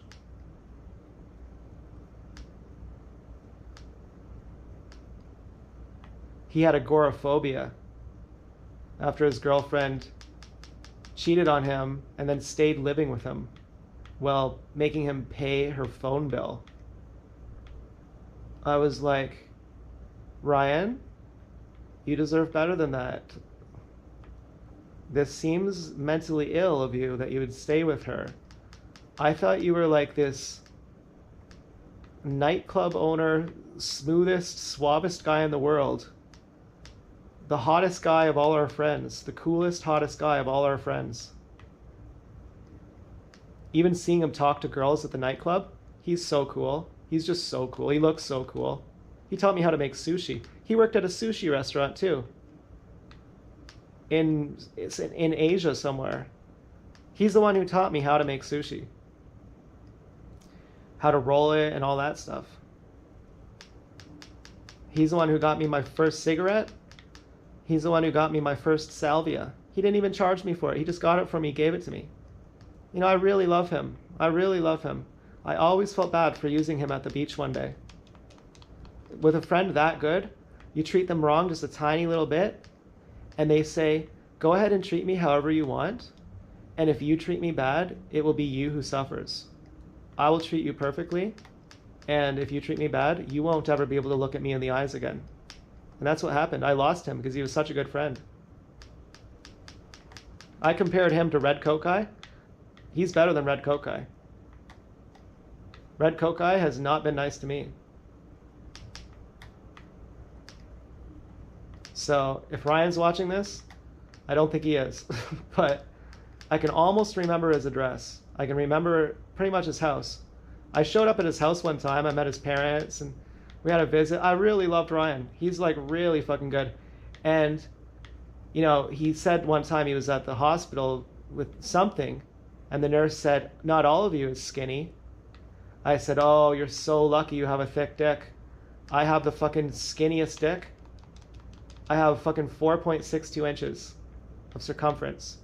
Now, obviously, that's not that skinny. And I'm saying that because I feel bad. I'm like, I have the skinniest dick. And I'm like, well, let me just tell you exactly how skinny it is. But it's skinnier than my friends. Like, it's literally the skinniest dick of Topher and Travis. Probably of Nathan. You know, I have the skinniest wrists, too. That kind of makes me uncomfortable. But I don't really care. I don't really care. I think that if I had some foreskin, it'd be thicker. And even if I don't, I've had hot enough pigs that I'm like, I'm good enough. Like, my body is pretty skinny, so that's fine. That's fucking fine.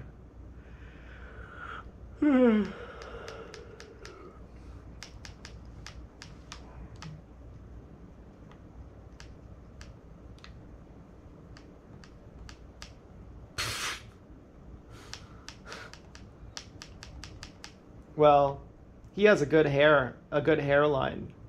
I don't think he's someone who will ever go bald.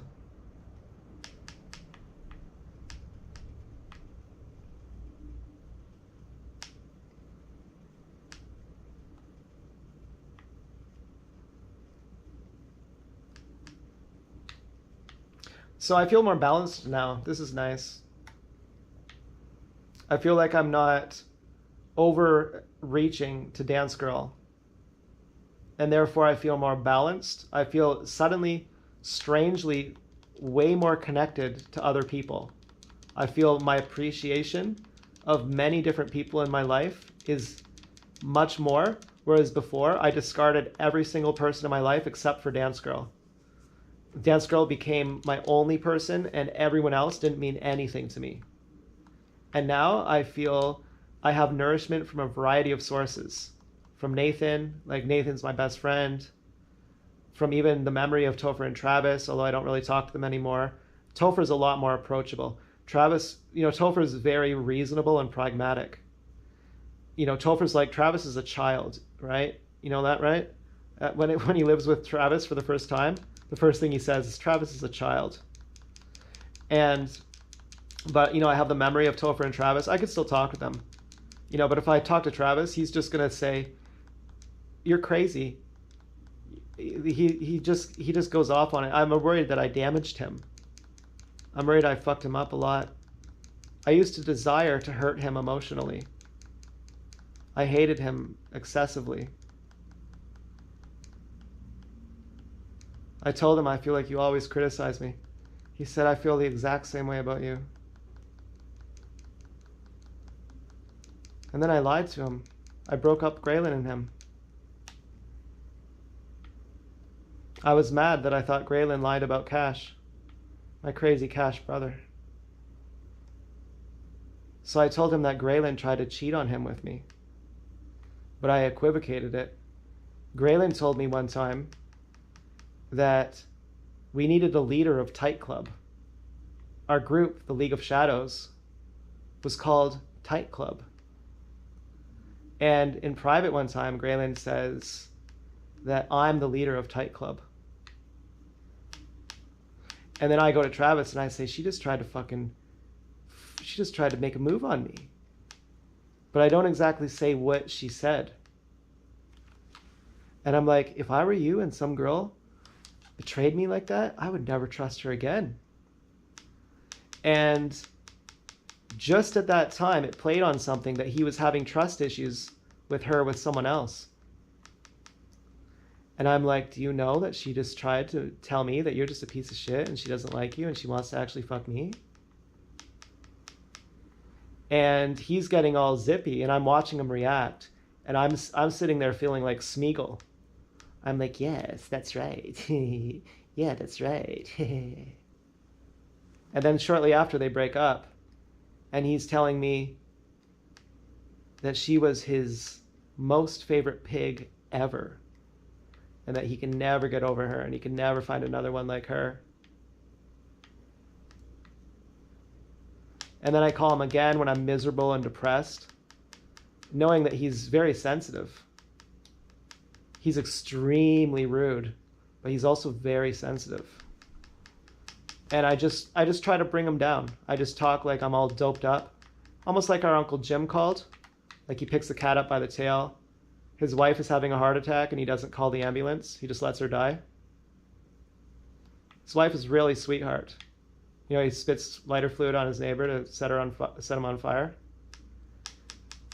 Now he's not locked up anymore, but he's so drugged that you can't even, like, apparently he talks like this.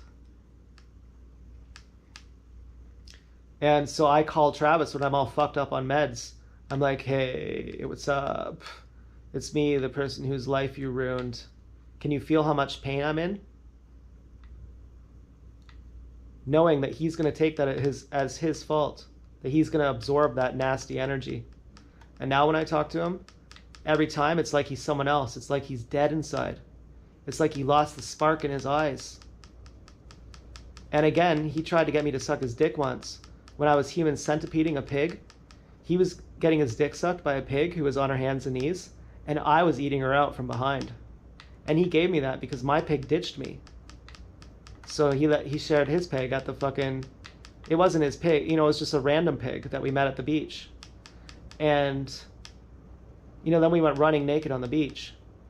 And it was fun. Then we slept together on the beach. Well, like, we didn't have sex. I slept with my dick inside him to keep warm.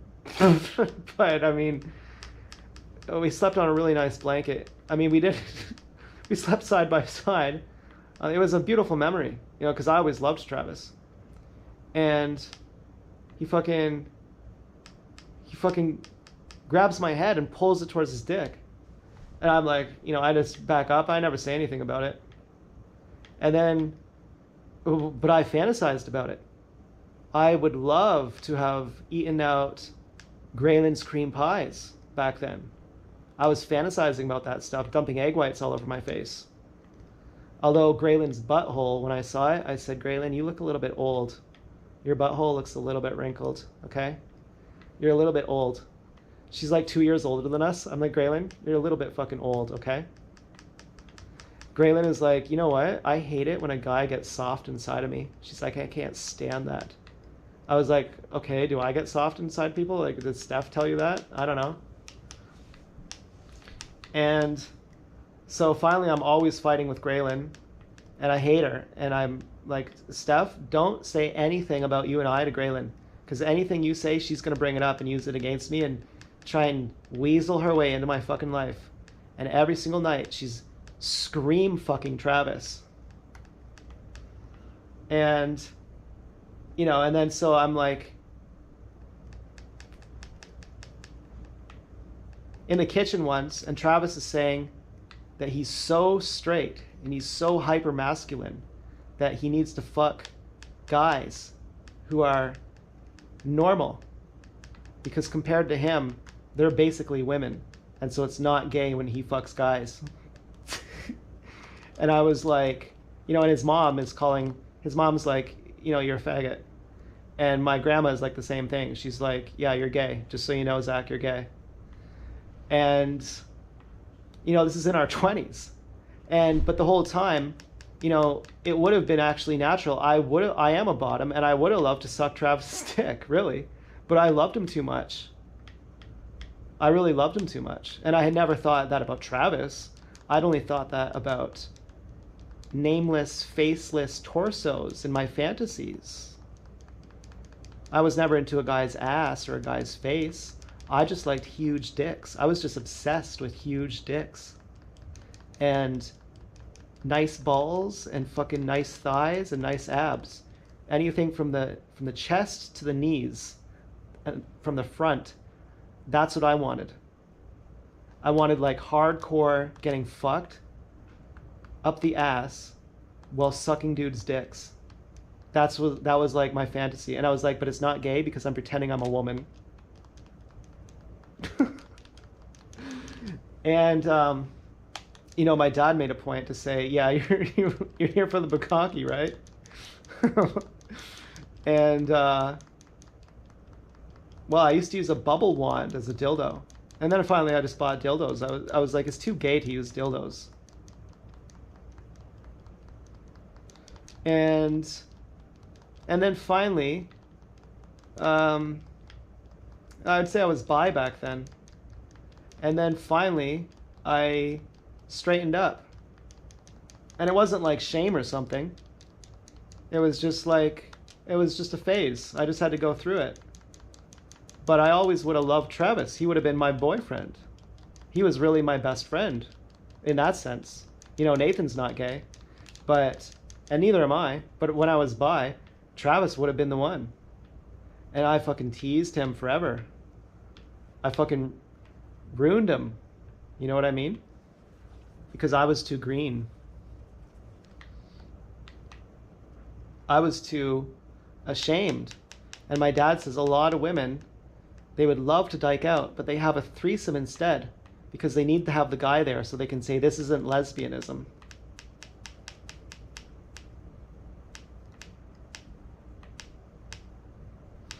And, you know, probably, you know, unless you go through things, you don't learn them, you know?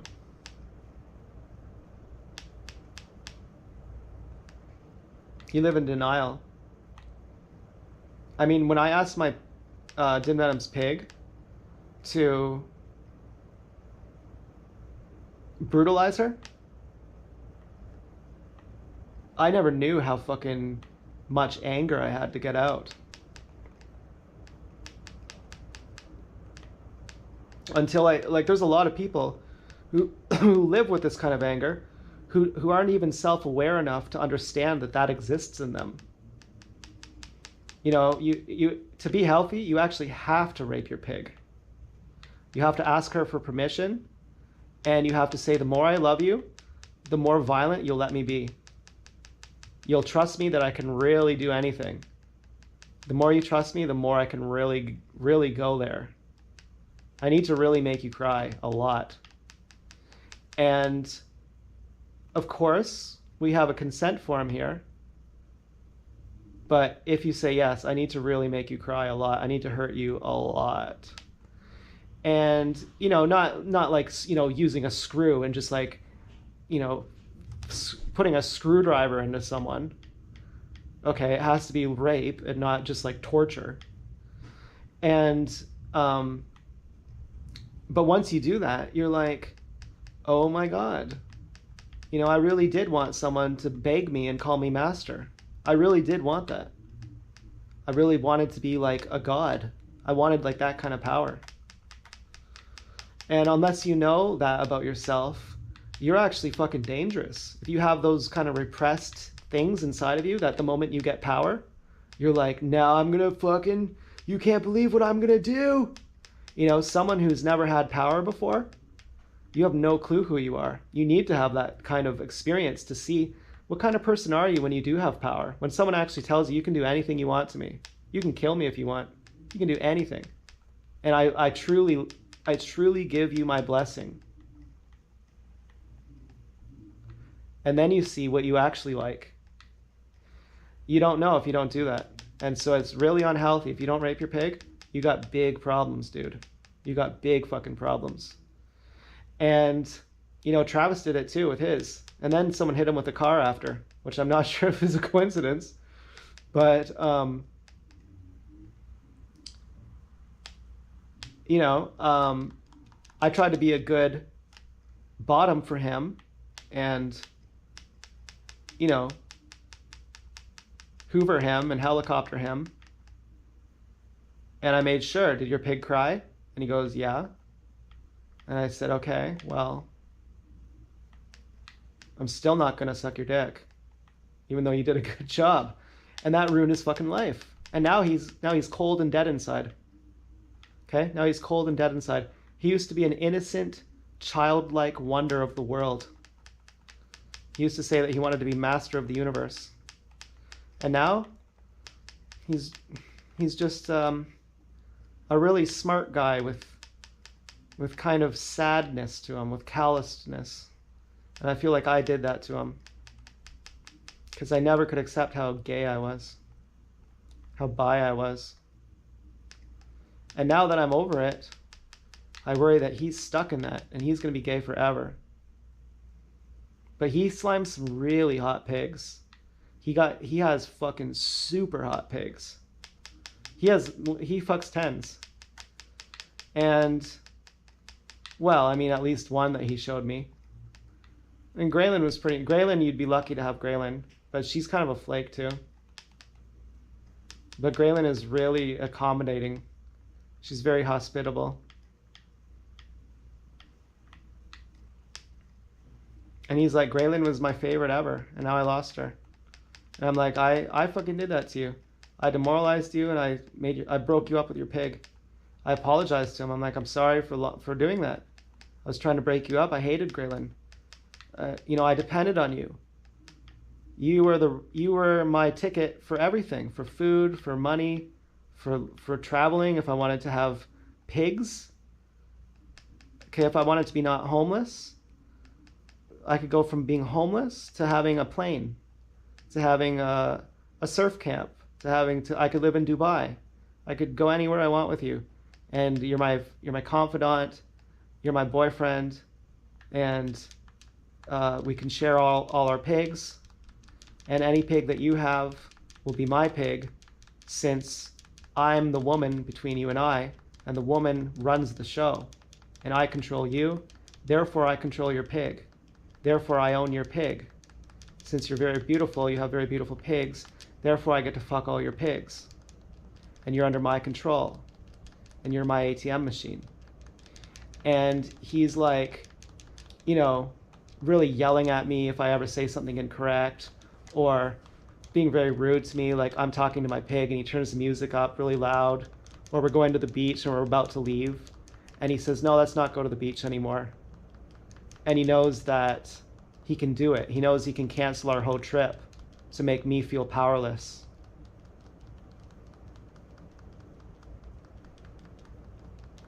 And, just asserting, he's like, I can fucking make you feel like shit. I can make you react.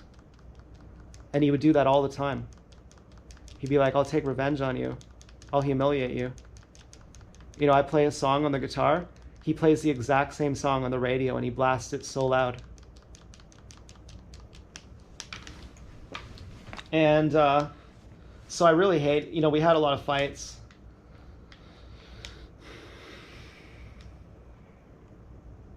And I just worried I fucking rejected him. And acted like, Topher was like openly bi when he was in college. And I always thought, that's really gay. And then afterwards, I just realized Topher was just ahead of the curve.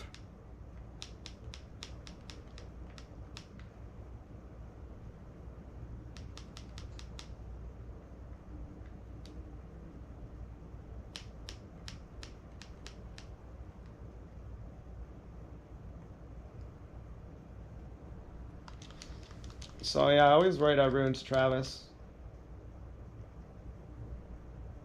I know this sounds really gay, but I'm not gay anymore.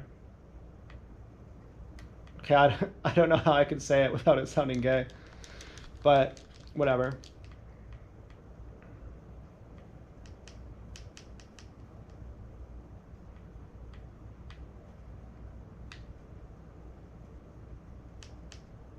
But if you don't figure those things out, you'll be like some fucking pervert. If you got some fucking pervert handler who's not even aware of themselves, and they're projecting and they're putting all their perversions on you, and you're like, good people kill themselves because of that. You're not qualified to be my handler. You don't have as much experience as I have. I'm smarter than you. I'm wiser than you. Your interpretation of my actions and my words is not correct. You are not capable of understanding me. You are stupid. You are inexperienced. You don't deserve to have a handle on me. And therefore, I'm like, to the handlers who are smart, who are not sexually repressed, I'm like, can you guys help me? Like, can you see this? That I got some fucking pervert retard? That I have like a fucking faggot pervert retard doing this shit to me? Thinking they're morally justified? Can you please help me here? Or some fucking bitch? Some retard bitch who's probably never been out of the country? Except to a resort?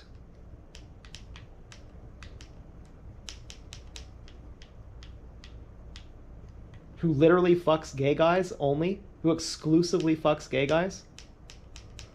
Like, you know, it's too much. It's too much.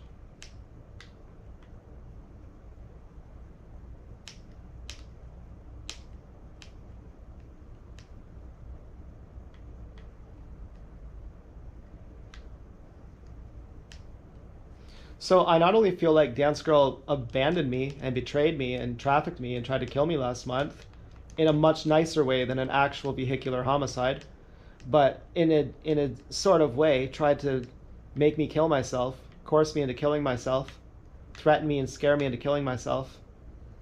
But I also feel like I was making my best videos for her and she didn't even care.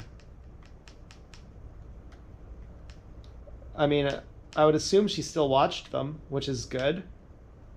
I would assume she still hated me at least, which is better than apathy.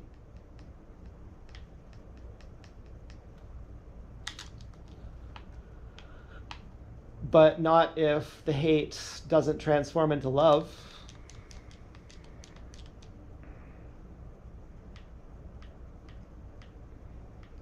And the hate should transform into love if she's capable of understanding and if she's my equal, that I can explain it to her and she says, okay, yes, I understand this now. Yes, you said it once and I didn't get it the first time, but now that you're explaining it in detail, I can understand it.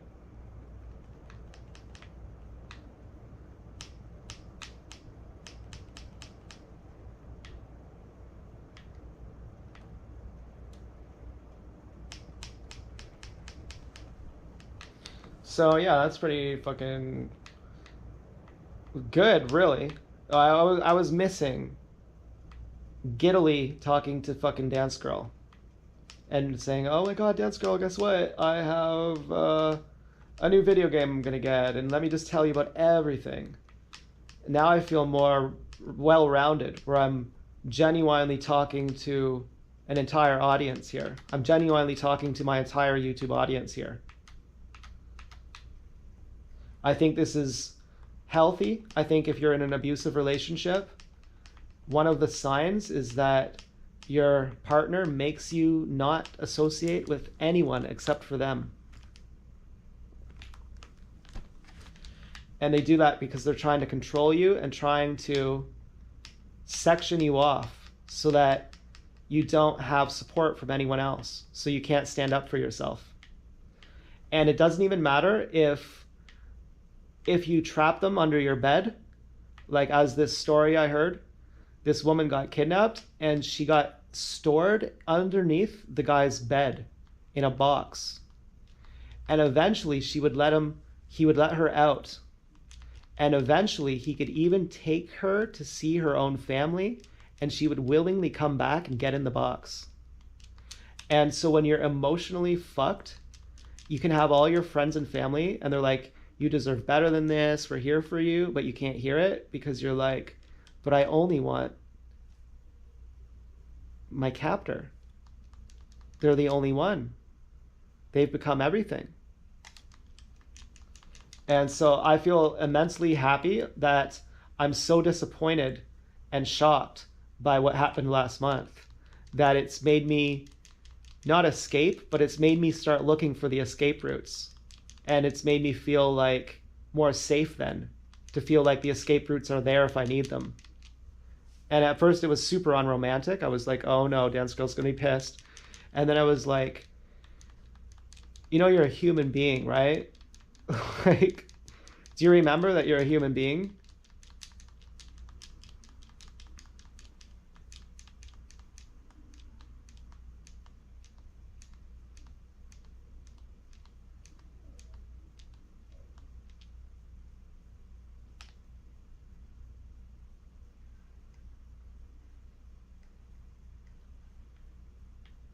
Yes, I do.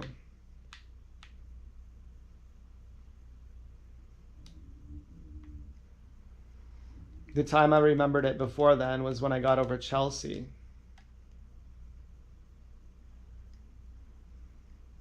When I realized she left you and she's not coming back. And she used you. And you're walking around like the king of the earth, that she loved you and that you think she still does. And then I was like, thank God for foreskin restoration, because that gives me the self-love I need to actually enjoy the feeling of my own body.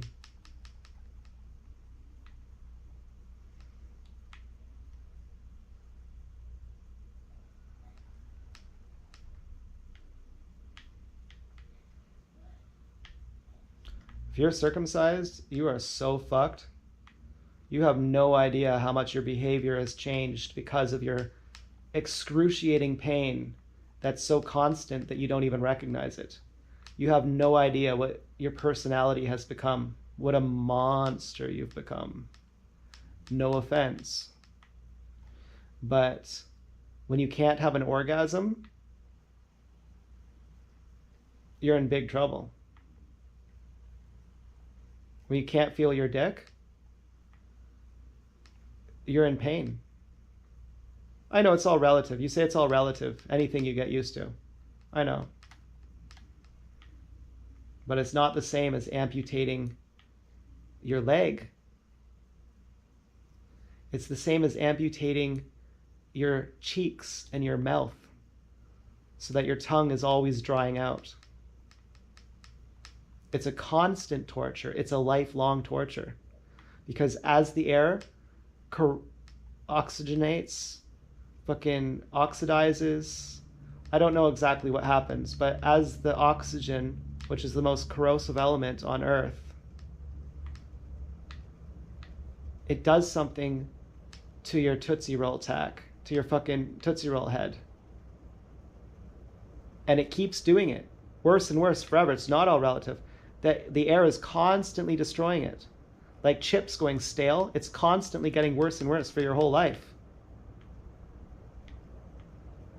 Even if you don't do foreskin restoration, you need the thing that stops the air. You need it not to be exposed to the air. You don't even have to regrow it. Just don't let it be exposed to the air. And the thing for that is the TLC Tugger made by Ron Lowe. That's the Coca-Cola of foreskin restoration devices. I'm talking to my dad. I'm really saying it. I'm saying, you probably broke up with your girlfriend because you're circumcised. Just like if you needed meds, just like you'd tell me when I was fucked up, you should go on meds. If something happened between you and her, you probably because you're circumcised and you don't have foreskin restoration. For real. And it's really that simple. It's really about brain chemistry, what it does to your brain chemistry.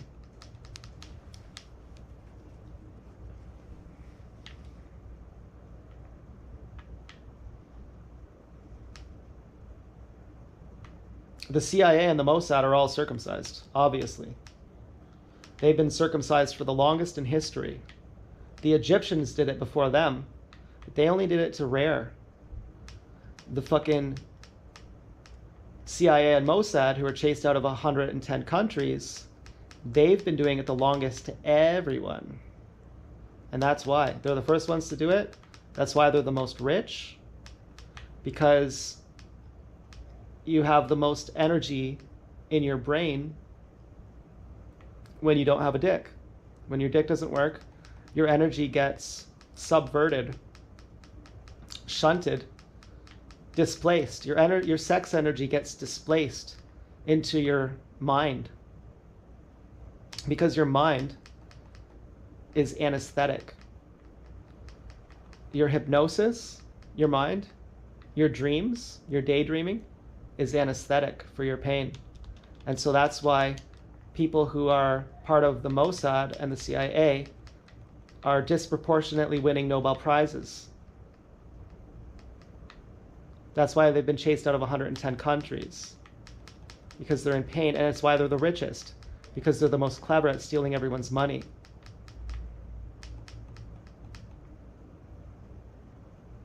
So yes, Iran circumcises their boys too, but they haven't been doing it for as long as the CIA.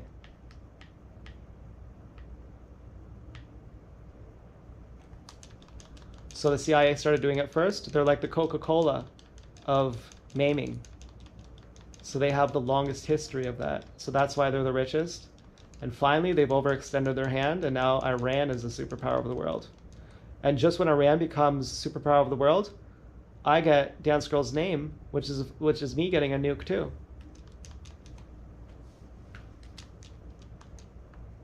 And I got my handler if it's that skinny hair woman in the blue SUV.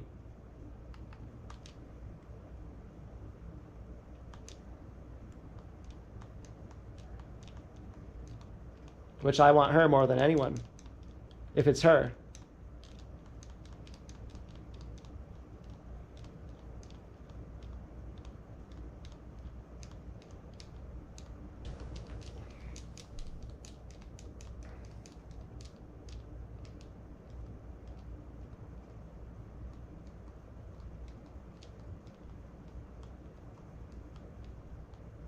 How's the sound on this? Is it good? It should be. It should be better than the microphones I normally use. Well, you know, I don't feel like going outside right now. I have too much social anxiety. But I'm really thankful for the nice gang stalkers. For the nice people, you know? For the nice people.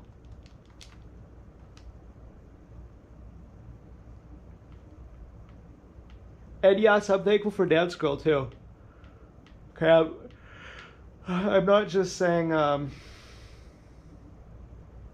I'm reluctantly with Dance Girl. I'm saying that I have serious trust issues with her.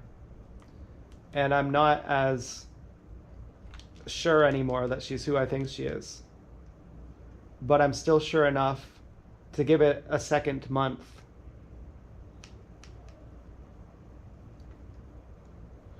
And that'll be good for me too, because it'll mean not jacking off.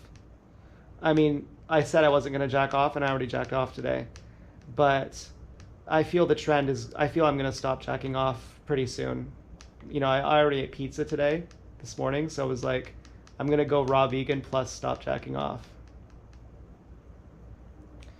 And that'll be good for me. Like, that'll be good for her and for me.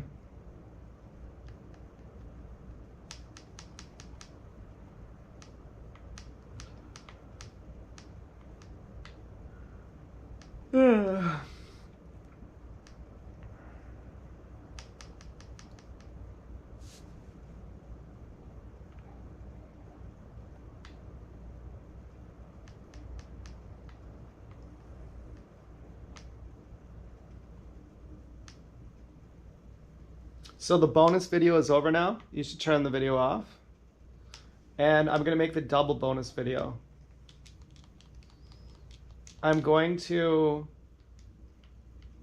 probably stop making videos at this point and jack off right now on camera to get my YouTube channel deleted, just to make sure I can't. Actually, that's a joke. I'm not even funny. I'm not even funny. But I thought, what if I did that? No one could stop me, you know? No one could stop me. You know? That'd be funny.